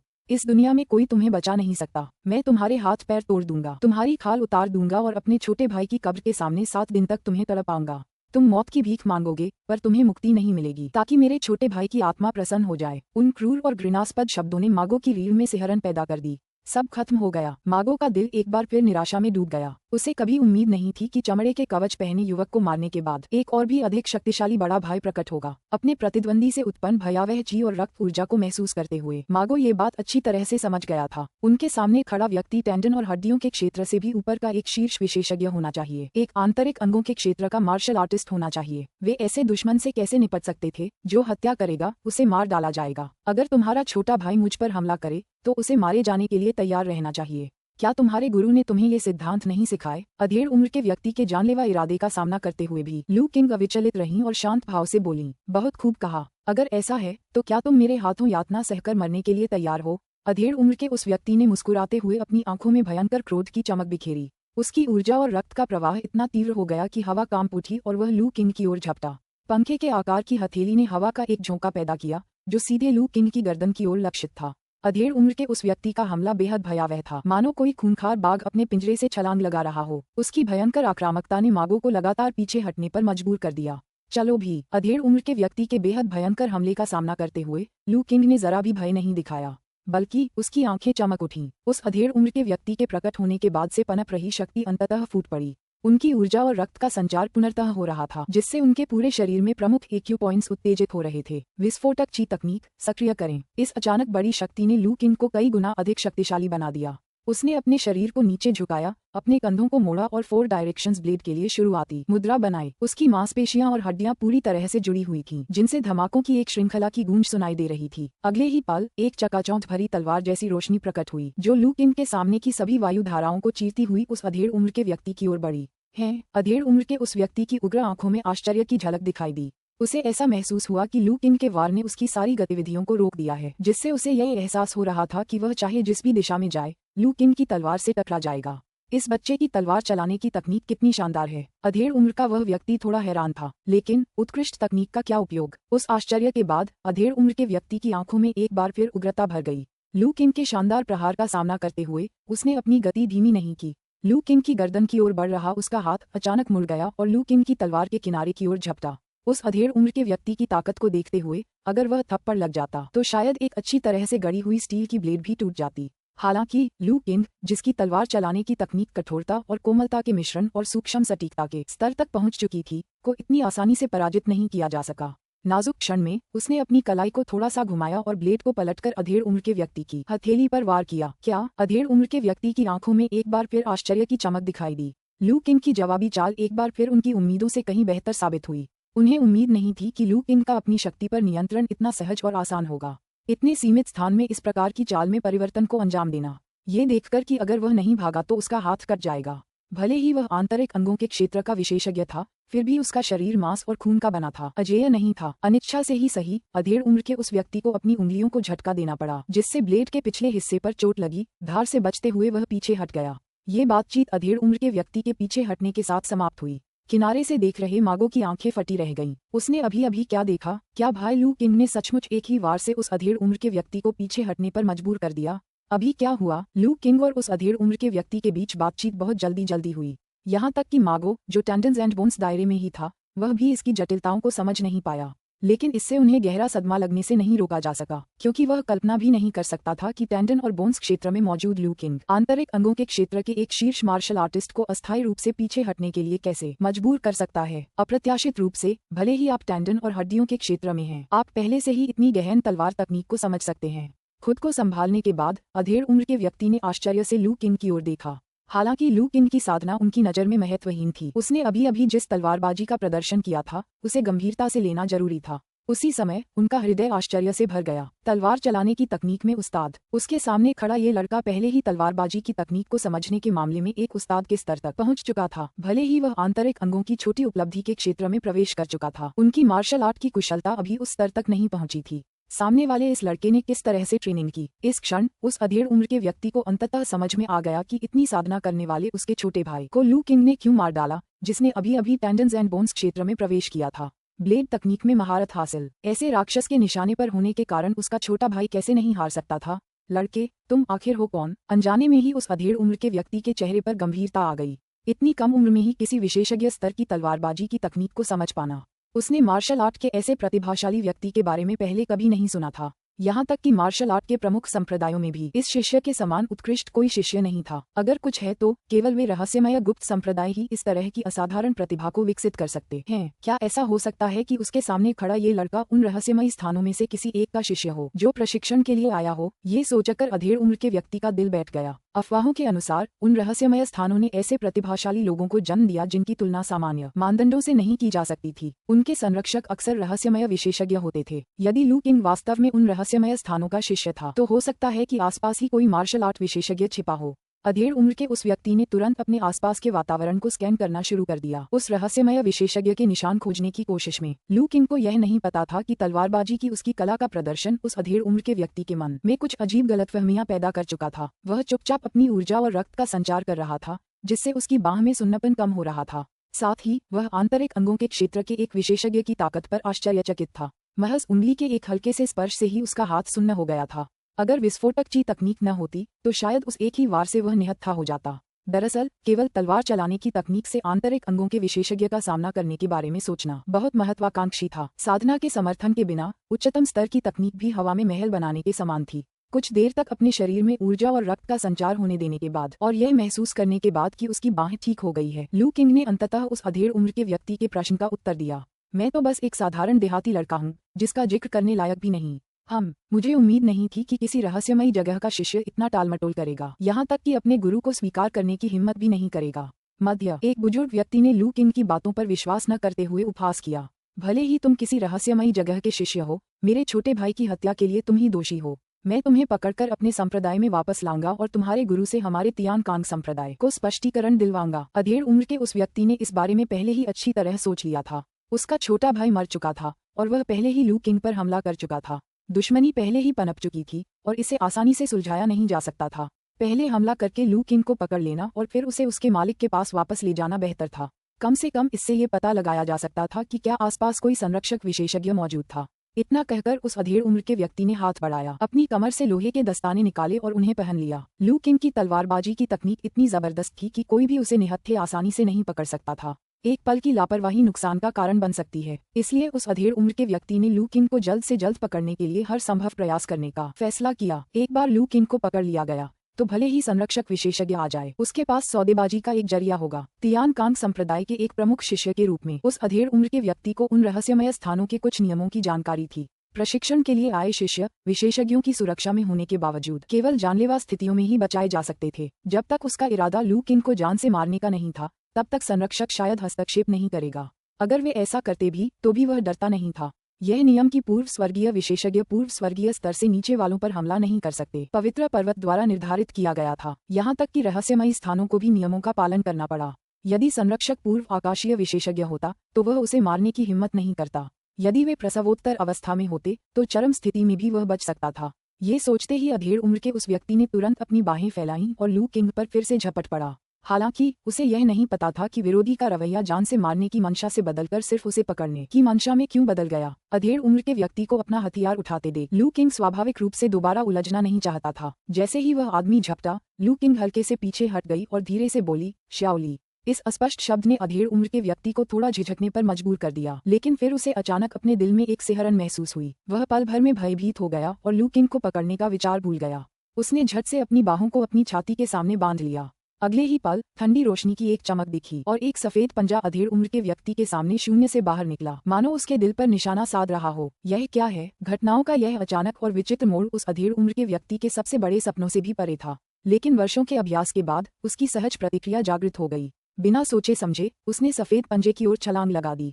स्विश! उसने सोचा कि वह उस अजीब पंजे को रोक सकता है, लेकिन उसके लिए और भी भयावह बात यह थी कि परिष्कृत इस्पात से बने लोहे के दस्तानों को टोफू की तरह काटा गया था। उसके हाथ के आधे हिस्से के साथ भी ऐसा ही हुआ। उफ! अपना आधा हाथ जमीन पर गिरते देख अधेड़ उम्र का वह व्यक्ति दर्द से करा उठा। हाथ खोने का दर्द आंतरिक अंगों के विशेषज्ञ के लिए भी असहनीय था। हालांकि दर्द से ज्यादा जिस बात ने उस अधेड़ उम्र के व्यक्ति को भयभीत कर दिया वह ये थी कि उसे घायल करने के बाद सफेद पंजा गायब हो गया। उसने उसे शून्य में विलीन होते हुए देखा। उस भयावह दृश्य को देखकर अधेड़ उम्र के व्यक्ति के पूरे शरीर में ठंडक सी दौड़ गई, क्योंकि उसे यह आभास हो गया था कि वह भयावह उपस्थिति अभी भी आसपास मौजूद है। पंजे का मालिक अभी भी आसपास ही था, लेकिन चाहे वह कितनी भी कोशिश कर ले उसे कोई सुराग नहीं मिला। इंतजार! अधेड़ उम्र के व्यक्ति ने चिल्लाकर कहा। हालांकि इससे पहले कि वह अपनी बात पूरी कर पाता उसे अपने दिल में एक और सिहरन महसूस हुई और सफेद पंजा फिर से प्रकट हुआ, जो उसके दिल की ओर निशाना साध रहा था। इस बार भी निशाना उसका दिल ही था। सफेद पंजा इतनी तेजी से हिला कि उसके जैसा आंतरिक अंगों का विशेषज्ञ भी उससे बच नहीं सका। बेबस होकर उसने अपने दूसरे सही सलामत हाथ से उसका सामना किया। स्विश! ठंडी रोशनी की एक और चमक, और इस बार अधेड़ उम्र के व्यक्ति की किस्मत इतनी अच्छी नहीं थी। सफेद पंजे के वार से उसका पूरा हाथ कलाई से अलग हो गया था। आंतरिक अंगों के क्षेत्र की मांसपेशियां और हड्डियां इसे सहन नहीं कर सकीं। पलक झपकते ही उस अधेड़ उम्र के व्यक्ति ने अपने दोनों हाथ खो दिए। अध्याय 110। पल भर में उसके हाथ अपंग हो गए। दर्द से पसीने से तरबतर वह अधेड़ उम्र का व्यक्ति बेहद भयभीत भी था। उसने कभी कल्पना भी नहीं की थी कि उसे ऐसी विचित्र घटना का सामना करना पड़ेगा। इस क्षण तक उसे अभी भी यह नहीं पता था कि किस चीज ने उसे गंभीर रूप से घायल किया था। वह छोटा सा सफेद पंजा देखने में तो प्यारा लगता था, लेकिन उसमें भयानक विनाशकारी शक्ति थी। चाहे वह इस्पात हो या उसका स्वयं का शरीर, अनगिनत परीक्षाओं से परखा हुआ कोई भी उसका विरोध नहीं कर सका। सभी टोफू की तरह कट गए। सबसे डरावनी बात यह थी कि वह यह नहीं देख पाया था कि यह रहस्यमय प्राणी कैसे प्रकट हुआ। इसके रहस्यमय स्वरूप के कारण इसका कोई सुराग मिलना असंभव था। अगर वह जवाबी हमला करना भी चाहता तो भी कोई संभावना नहीं थी। वह इसका मुकाबला कैसे कर सकता था? क्या ऐसा हो सकता है कि यह रहस्यमयी भूमि द्वारा शिष्य के प्रशिक्षण के लिए नियुक्त किया गया रक्षक हो? एक प्रेतवादित भयानक प्राणी? अधेड़ उम्र के उस व्यक्ति का दिल ठंडा पड़ गया। उसके बगल में खड़े मागो ये देखकर दंग रह गए कि अधेड़ उम्र के व्यक्ति के हाथ पल भर में अपंग हो गए थे। उसे अपनी आंखों पर विश्वास नहीं हो रहा था। किस प्रकार का प्राणी आंतरिक अंगों के क्षेत्र के योद्धा को पल भर में अपंग कर सकता है? मागो को उससे भी ज्यादा चौंका देने वाली बात उस अधेड़ उम्र के व्यक्ति के अगले शब्द थे। मेरे प्यारे दोस्त, मुझसे पहले गलती हो गई थी। क्या तुम मुझे इस बार माफ कर सकते हो? अपने दिल में सिहरन महसूस करते हुए अधेड़ उम्र के व्यक्ति ने देरी करने की हिम्मत नहीं की। वह देख सकता था कि यह भयानक रहस्यमय प्राणी लू किंग के आदेश के अधीन प्रतीत होता था, इसलिए उसने जल्दी से दया की भीख मांगी। उसके हाथ पहले से ही अपंग थे। अगर वह भयानक प्राणी फिर से हमला करता तो उसके पास बचाव का कोई साधन नहीं होता। अधेड़ उम्र के व्यक्ति की विनती का सामना करते हुए लू किंग के पास कोई जवाब नहीं था। उसकी आंखों में व्यंग्य का हल्का सा ही भाव था। जैसा कि उम्मीद थी, तथाकथित आंतरिक अंगों के विशेषज्ञ आम लोगों से अलग नहीं थे। जब उनमें ताकत होती थी तो वे दूसरों को धमकाते थे और घमंडी व्यवहार करते थे। जब उनकी जान को खतरा हुआ तो वे घुटने टेककर दया की भीख मांगने लगे, जिससे उनका असली स्वभाव सामने आ गया। अगर आज शियाओली वहां मौजूद न होती तो वह और मागो दोनों ही पीड़ित होकर मर जाते। वह ऐसे व्यक्ति के प्रति दया भाव कैसे रख सकता है? बच्चे, मुझे ज्यादा उकसाओ मत। अगर तुम मुझे मारना चाहते हो तो मैं तुम्हें पहले मार डालूंगा। लू किंग की आंखों में दिख रही निर्मलता को देखकर उस अधेड़ उम्र के व्यक्ति को पता चल गया कि दया की भीख मांगना व्यर्थ है। हताशा में उसके दिल में एक तीव्र चमक उभर आई। वह दहाड़ा और अचानक उसके भीतर से एक शक्तिशाली आभा फूट पड़ी। उसने अपने संप्रदाय की अनूठी गुप्त तकनीक को सक्रिय कर दिया था, जिससे उसके शरीर के चारों ओर स्थित एक्यू पॉइंट्स में रक्त और ऊर्जा प्रवाहित होकर उत्तेजना पैदा हुई और उसकी शक्ति में जबरदस्त उछाल आया। गुप्त तकनीक को सक्रिय करने के बाद अधेड़ उम्र के व्यक्ति को खेद का अनुभव हुआ। उन्हें अपने प्रतिद्वंदी को बहुत कम आंकने का पछतावा हुआ। अगर उसने गुप्त तकनीक का इस्तेमाल किया होता और शुरू से ही लू किंग से पूरी ताकत से लड़ाई की होती, तो लू किंग के तलवारबाजी के कौशल कितने भी ऊंचे क्यों न होते, वह एक ही वार में उसका मुकाबला नहीं कर पाता। अगर उसने पहले ही क्षण में लू किंग को पकड़ लिया होता या मार डाला होता, तो वह इस स्थिति में नहीं होता। लेकिन इस दुनिया में पछतावे की कोई दवा नहीं थी। अब उसके हाथ अपंग हो जाने के कारण गुप्त तकनीक का उपयोग करने से भी वह रहस्यमय प्राणी नहीं रुक पा रहा था। उसके पास एकमात्र विकल्प यही था कि वह मुख्य अपराधी लू किंग को मारने के लिए अपनी जान जोखिम में डाले। गुप्त तकनीक को सक्रिय करने के बाद अधेड़ उम्र के व्यक्ति ने अपने पैरों को जोर से पटका, जिससे एक शक्तिशाली बल उत्पन्न हुआ और उस स्थान पर एक बड़ा गड्ढा बन गया, जिसके कारण पूरी नदी का तल थोड़ा हिल गया। इस विस्फोटक शक्ति का उपयोग करते हुए अधेड़ उम्र के व्यक्ति की आकृति अचानक अपने मूल स्थान से गायब हो गई। जब वह पुनः प्रकट हुआ तो वह लू किंग के काफी करीब था। इतनी तेजी, जब प्रतिद्वंदी की आभा प्रकट हुई तब तक लू किंग पीछे हट चुकी थी, लेकिन फिर भी वह तुरंत ही उस अधेड़ उम्र के व्यक्ति के पीछे पड़ गया। जैसा कि उम्मीद थी, आंतरिक अंगों के क्षेत्र का विशेषज्ञ शक्तिशाली था। विकलांग हाथों के बावजूद भी उसकी विस्फोटक शक्ति पर इसका कोई खास असर नहीं पड़ा। उस अधेड़ उम्र के व्यक्ति की अविश्वसनीय गति को महसूस करते हुए लू किंग ने मन ही मन प्रशंसा की। तथापि गति के मामले में इस दुनिया में जन्मोत्तर क्षेत्र के योद्धाओं में से कौन शियाओ ली का मुकाबला कर सकता है? अधेड़ उम्र के व्यक्ति के क्रूर चेहरे को देखकर लू किंग घबराई नहीं, क्योंकि इस समय शियाओ ली ठीक उसके कंधे पर बैठी थी। उस अधेड़ उम्र के व्यक्ति ने गुप्त तकनीक का इस्तेमाल करते हुए तेजी से लू किंग की ओर कदम बढ़ाया। अपने सामने अपंग हाथों से खड़े लू किंग को देखकर उसने कोई और चाल नहीं चली। इसके बजाय उसने अपने शरीर को नीचे झुकाया, अपने कंधे को एक धक्के की तरह इस्तेमाल किया और पूरी ताकत से लू किंग पर हमला कर दिया। ये हमला जानलेवा इरादे से अत्यंत क्रूरतापूर्वक किया गया था। उसके सामने की हवा संकुचित हो गई थी। टकराने से पहले ही उग्र वायु धाराओं ने लू किंग के शरीर को थोड़ा अस्थिर कर दिया था। जियो ली उस जबरदस्त ताकत को महसूस करते हुए लू किंग का चेहरा गंभीर हो गया। उसने धीरे से पुकारा और साथ ही और भी तेजी से पीछे हटने लगा। क्या आप बच सकते हैं? अधेड़ उम्र के उस व्यक्ति की आंखें खून से लाल थीं। उसकी गुप्त तकनीक चरम सीमा पर थी। वह लू किंग को घूर रहा था, उसे टुकड़े टुकड़े करने के लिए दृढ़ संकल्पित था। हालांकि ठीक उसी समय जब उसका कंधा लू किंग को छूने और उसे कुचलकर मार डालने ही वाला था, अगले ही पल उसे अपने दिल में दर्द महसूस हुआ। उसकी सारी ताकत एक टूटे हुए बांध की तरह तेजी से खत्म हो गई। जैसे जैसे उसकी ताकत कम होती गई, उस अधेड़ उम्र के व्यक्ति की गति में भारी कमी आई और वह केवल लू किंग को धीरे धीरे उससे दूर जाते हुए देखता रहा। लेकिन उसे अपने शरीर में कमजोरी महसूस होने लगी। वह लड़खड़ाने लगा, यहाँ तक कि खड़ा होना भी मुश्किल हो गया। एक योद्धा की गरिमा के अंतिम अंश को थामे हुए अधेड़ उम्र के व्यक्ति ने अंततः खुद को जमीन पर गिरने नहीं दिया। वह मुश्किल से खड़ा था, अपने शरीर की ओर नीचे देख रहा था। उसने पाया कि उसकी छाती में एक बड़ा छेद था जो उसकी पीठ तक फैला हुआ था। उसका दिल काम करना बंद कर चुका था। अपनी छाती में छेद देखकर अधेड़ उम्र के व्यक्ति ने कड़वी हंसी हंसी। उसे पता था कि उसके बचने की कोई उम्मीद नहीं है। पांचों अंगों में हृदय सबसे महत्वपूर्ण है। हृदय रक्त और ऊर्जा की शक्ति को नियंत्रित करता है, जो किसी भी योद्धा के लिए अत्यंत महत्वपूर्ण है। यहाँ तक कि एक पूर्व आकाशीय विशेषज्ञ भी हृदय के बिना जीवित नहीं रह सकता। वह केवल आंतरिक अंगों के क्षेत्र में था। उसका दिल निकल जाने के बाद उसका निश्चित रूप से नाश होना तय था। वह अब भी जीवित था, केवल अपनी उच्च साधना के कारण बड़ी मुश्किल से अपने रक्त और ऊर्जा को नियंत्रित करते हुए किसी तरह टिका हुआ था।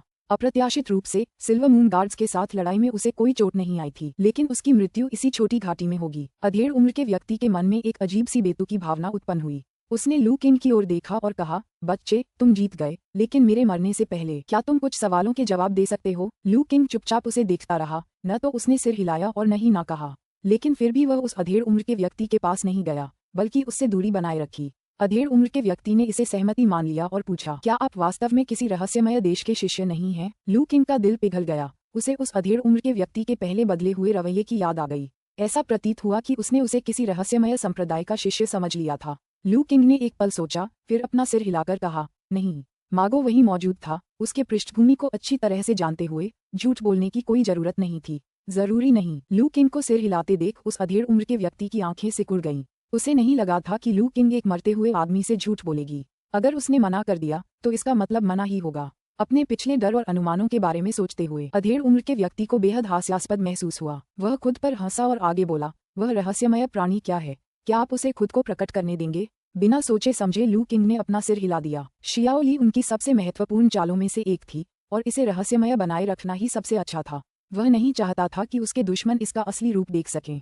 यहाँ तक कि मरता हुआ दुश्मन भी नहीं। मैंने कभी नहीं सोचा था कि जीवन भर प्रभुत्व बनाए रखने के बाद मैं वांग किंगशान अपने प्रतिद्वंद्वी को देखे बिना ही मर जाऊंगा। लू किंग के इनकार को देखकर उस अधेड़ उम्र के व्यक्ति की आंखों में निराशा झलक रही थी, लेकिन वह जानता था कि वह मछली है और लू किंग चाकू। अगर लू किंग मना भी कर देता तो भी उसके पास उसे मजबूर करने का कोई साधन नहीं था। भूल जाओ, मैं तो पहले से ही मर रहा हूँ, इस बात से क्यों चिपके रहना। अधेड़ उम्र के उस व्यक्ति ने अपना सिर हिलाया, इस जुनून को त्यागते हुए। उसकी निगाहें कुछ ही दूरी पर चमड़े के कवच में लिपटे युवक के शव पर पड़ीं। छोटे भाई, हमने भाईचारे की कसम खाई थी, अब हम दोनों इस छोटी सी घाटी में मर रहे हैं। लगता है हमने अपनी कसम निभाई। इसके साथ ही उस अधेड़ उम्र के व्यक्ति ने अपने रक्त और ऊर्जा पर अपना नियंत्रण छोड़ दिया। जिस रक्त और ऊर्जा को उसने अपनी दृढ़ इच्छाशक्ति से जबरदस्ती रोक रखा था, वह अब उसकी छाती और हाथों के घावों से तेजी से बाहर निकल रही थी। जैसे जैसे उसका रक्त और ऊर्जा कम होती गई, उसकी आंखों की चमक धीरे धीरे कम होती गई। अंततः धड़ाम से वह जमीन पर गिर पड़ा, उसका खून धरती पर फैल गया। अधेड़ उम्र के व्यक्ति को गिरते देख लू किंग सतर्क रही। उसने अपनी क्षमता का प्रयोग करते हुए चारों ओर देखा। कुछ ही देर में सफेद रोशनी चमकी और कुछ शब्द दिखाई दिए। वांग किंगशान, उत्तरी सीमा तियान कांग संप्रदाय का शिष्य, पूर्व स्वर्गीय योद्धा वांग कांगई का दत्तक पुत्र, दबंग और सुरक्षात्मक, निर्दयी और रक्तपिपासु। उपन्यासों के अध्यायों को शीघ्र और सर्वोत्तम गुणवत्ता में पढ़ने के लिए गूगल पर novelfire.net वेबसाइट खोजें। साधना, प्रसवोत्तर आंतरिक अंगों का क्षेत्र, एक विस्फोटक गुप्त तकनीक से युक्त, जो उसकी युद्ध शक्ति को अस्थायी रूप से दोगुना कर देती है। तोन कांगलान का प्रिय होने के कारण वांग किंगशान उसकी चापलूसी के चलते उसे भाई समान मानता था। गंभीर रूप से घायल, हृदय नष्ट, रक्त और ऊर्जा का प्रवाह रुक गया, इच्छा शक्ति विलीन होकर मृत्यु हो गई। आखिरी टुकड़े पर लिखे विवरण को देखकर लू किंग ने पुष्टि की कि वह अधेड़ उम्र का व्यक्ति वास्तव में मर चुका था और अंततः राहत की सांस ली। कोई और रास्ता नहीं था। उनका पिछला प्रदर्शन बहुत ही चौंकाने वाला था। दिल क्षतिग्रस्त होने के बावजूद भी वह जीवित रह सका और उससे स्पष्ट रूप से बात कर सका। उसे वास्तव में डर था कि दूसरा व्यक्ति मरने का नाटक कर रहा है और उसे जानलेवा प्रहार करने का इंतजार कर रहा है। अब अपनी क्षमता को अपनी मृत्यु की पुष्टि करते देख लू किंग ने अपनी सतर्कता थोड़ी कम कर दी। साथ ही उन्हें विस्मय का भाव भी महसूस हुआ। वह समझ गया था कि अगर इस आदमी ने स्वेच्छा से अपना रक्त और ऊर्जा न त्यागी होती तो वह थोड़ा और जीवित रह सकता था। वास्तव में आंतरिक अंगों के विशेषज्ञ से जैसी उम्मीद की जाती है, वैसी ही जीवन शक्ति वास्तव में जबरदस्त थी। भाई लू किंग, क्या वह मर गया है? मागो ने लू किंग को अधेड़ उम्र के व्यक्ति की हालत की जांच करते हुए देखकर सावधानीपूर्वक पूछा। मर गया, लू किंग ने सिर हिलाया। लू किंग की पुष्टि सुनकर मागो और अधिक देर तक खुद को संभाल नहीं सका। वह जमीन पर गिर पड़ा। उसे ऐसा लगा जैसे वह मौत से बच गया हो। उस अधेड़ उम्र के व्यक्ति का पहले वाला आभास बहुत ही भयावह था। हालांकि यह सीधे तौर पर उस पर लक्षित नहीं था, फिर भी मागो के दिमाग पर बहुत अधिक दबाव था। अब इस महान योद्धा की मृत्यु की खबर सुनकर आखिरकार उसका तनावग्रस्त मन शांत हो गया। कुछ पल की राहत के बाद मागो ने अविश्वास भरी निगाहों से लू किंग की ओर देखा। उन्हें कभी उम्मीद नहीं थी कि उनकी आखिरी मुलाकात के बाद लू किंग पहले ही टेंडन्स एंड बोन्स दायरे में प्रवेश कर चुकी होंगी। और यह कोई साधारण टेंडन और बोन्स क्षेत्र नहीं था, बल्कि एक राक्षसी स्तर था जो आसानी से समान रैंक के योद्धाओं को मार डालता था और एक ही तलवार से आंतरिक अंगों के क्षेत्र के विशेषज्ञों को पीछे हटने पर मजबूर कर देता था। लू किंग द्वारा पहले प्रदर्शित तलवारबाजी के कौशल को याद करते हुए मागो अभी भी विस्मय में थी। चमड़े के कवच पहने युवक और अधेड़ उम्र के व्यक्ति द्वारा बताए गए तलवारबाजी कौशल के स्तर को वह समझ नहीं पाया, लेकिन वह देख सकता था कि लू किंग के तलवारबाजी कौशल ने एक अकल्पनीय स्तर हासिल कर लिया था और वह रहस्यमय प्राणी जो शून्य को भेद सकता था। हालांकि मागो ने आंतरिक अंगों के क्षेत्र के विशेषज्ञ को अपनी आंखों से मरते हुए देखा था, फिर भी वह यह नहीं देख सका कि छोटा सफेद पंजे वाला प्राणी क्या था। इससे भी ज्यादा डरावनी बात यह थी कि वह रहस्यमय प्राणी लू किंग के आदेश का पालन करता हुआ प्रतीत हो रहा था। उसने ये सब कैसे किया? मागो ने लू किंग को देखा। उसे ऐसा लगा जैसे वह अचानक एक अजनबी बन गया हो, रहस्य की एक परत में लिपटा हुआ। उसे उस अधेड़ उम्र के व्यक्ति के शब्द याद आए। उसके मन में एक विचार आया, क्या ऐसा हो सकता है कि लू किंग वास्तव में किसी रहस्यमय संप्रदाय का शिष्य हो? नहीं। जैसे ही यह विचार मन में आया, मागो ने तुरंत इसे खारिज कर दिया। उन्होंने लू किंग की पृष्ठभूमि की पूरी तरह से जांच की थी। वह ज्यूली गांव का एक साधारण सा देहाती लड़का था। अगर वह सचमुच किसी गुप्त संप्रदाय का शिष्य होता तो उसके माता पिता को हैप्पी फोर्ट जैसे छोटे गुट से नुकसान नहीं पहुंचता। इसके अलावा किस तरह का गुप्त संप्रदाय का शिष्य इतना दरिद्र होगा कि वह अपना पेट भी नहीं भर सकता? मागो को वह पल याद था जब उसने पहली बार लू किंग को देखा था। वह कितना दुबला पतला दिख रहा था। इसलिए लू किंग की पृष्ठभूमि निश्चित रूप से कोई समस्या नहीं थी। उनकी वर्तमान शक्ति उनकी स्वयं की साधना से ही आई होगी। हालांकि इस तरह सोचने पर मागो और भी ज्यादा भयभीत हो गया। केवल अपनी साधना के बल पर उसने कुछ ही महीनों में इतनी शक्ति प्राप्त कर ली थी कि वह टेंडन्स और बोन्स क्षेत्र के योद्धाओं को आसानी से मार सके। भाई लू किंग की साधना प्रतिभा कितनी भयावह थी, लू किंग को यह नहीं पता था कि मागो के दिमाग में इतने सारे विचार चल रहे थे। अधेड़ उम्र के व्यक्ति की मौत की पुष्टि करने के बाद उसने उसके शरीर की तलाशी ली, फिर चमड़े के कवच पहने युवक की जांच की। जल्द ही उसे कुछ लूट का सामान मिल गया। लूटपाट के बाद लू किंग ने झरने के पास एक बड़े पत्थर के नीचे से एक टोकरी उठाई, उसमें सामान भरा और मागो की ओर चल पड़ा। माता जी, ये जगह खतरनाक है, चलिए यहाँ से चलते हैं। हाँ, चलो चलें। मागो झटके से जाग गया। उस अधेड़ उम्र के व्यक्ति द्वारा मचाया गया हंगामा मामूली नहीं था। किसे पता था कि यह किसी को आकर्षित करेगा या नहीं। उन्हें पता था कि उस दिन कई योद्धा लेडी वेई और उनके साथियों का शिकार कर रहे थे। वे दोनों तुरंत हरकत में आ गए। उन्हें अधेड़ उम्र के व्यक्ति और युवक के शवों को दफनाने का भी समय नहीं मिला। घने पहाड़ों में जंगली जानवर बहुतायत में थे। अगर उन्हें वहीं छोड़ भी दिया जाए तो कुछ ही दिनों में वे सब खत्म हो जाएंगे। वे दुश्मन थे। लू किंग और मागो दुश्मन के शवों के लिए अपनी खुद की सुरक्षा को खतरे में नहीं डालेंगे। दोनों जंगल से परिचित थे, विशेषकर लू किंग, जो अक्सर यहाँ अभ्यास करने और जड़ी बूटियां इकट्ठा करने आती थी। इस क्षेत्र को अच्छी तरह जानती थी। जल्द ही वे एक छिपी हुई गुफा में पहुंच गए। मामा, आप गंभीर रूप से घायल प्रतीत हो रहे हैं, पहले मुझे आपका इलाज करने दीजिए। गुफा में लू किंग ने टोकरी से एक डिब्बा और उसमें से एक सुई की थैली निकाली। धन्यवाद भाई लू किंग। मागो को अपने कंधे में दर्द महसूस हुआ। चमड़े के कवच पहने युवक द्वारा चलाए गए तीर जैसे तेज तीर से उसे चोट लगी थी और घाव गंभीर था। लू किंग बूढ़े डॉक्टर चेन का शिष्य था, इसलिए वह उसके चिकित्सीय कौशल पर भरोसा करता था। लू किंग ने सबसे पहले चांदी की सुइयों का इस्तेमाल करके मागो के दर्द को कम किया, फिर घाव को साफ किया और अंत में गोल्डन हीलिंग ऑइंटमेंट लगाया। मागो की चोट का इलाज करने के बाद आखिरकार दोनों को बात करने का समय मिला। भाई लू किंग, आप यहाँ कैसे आ गए?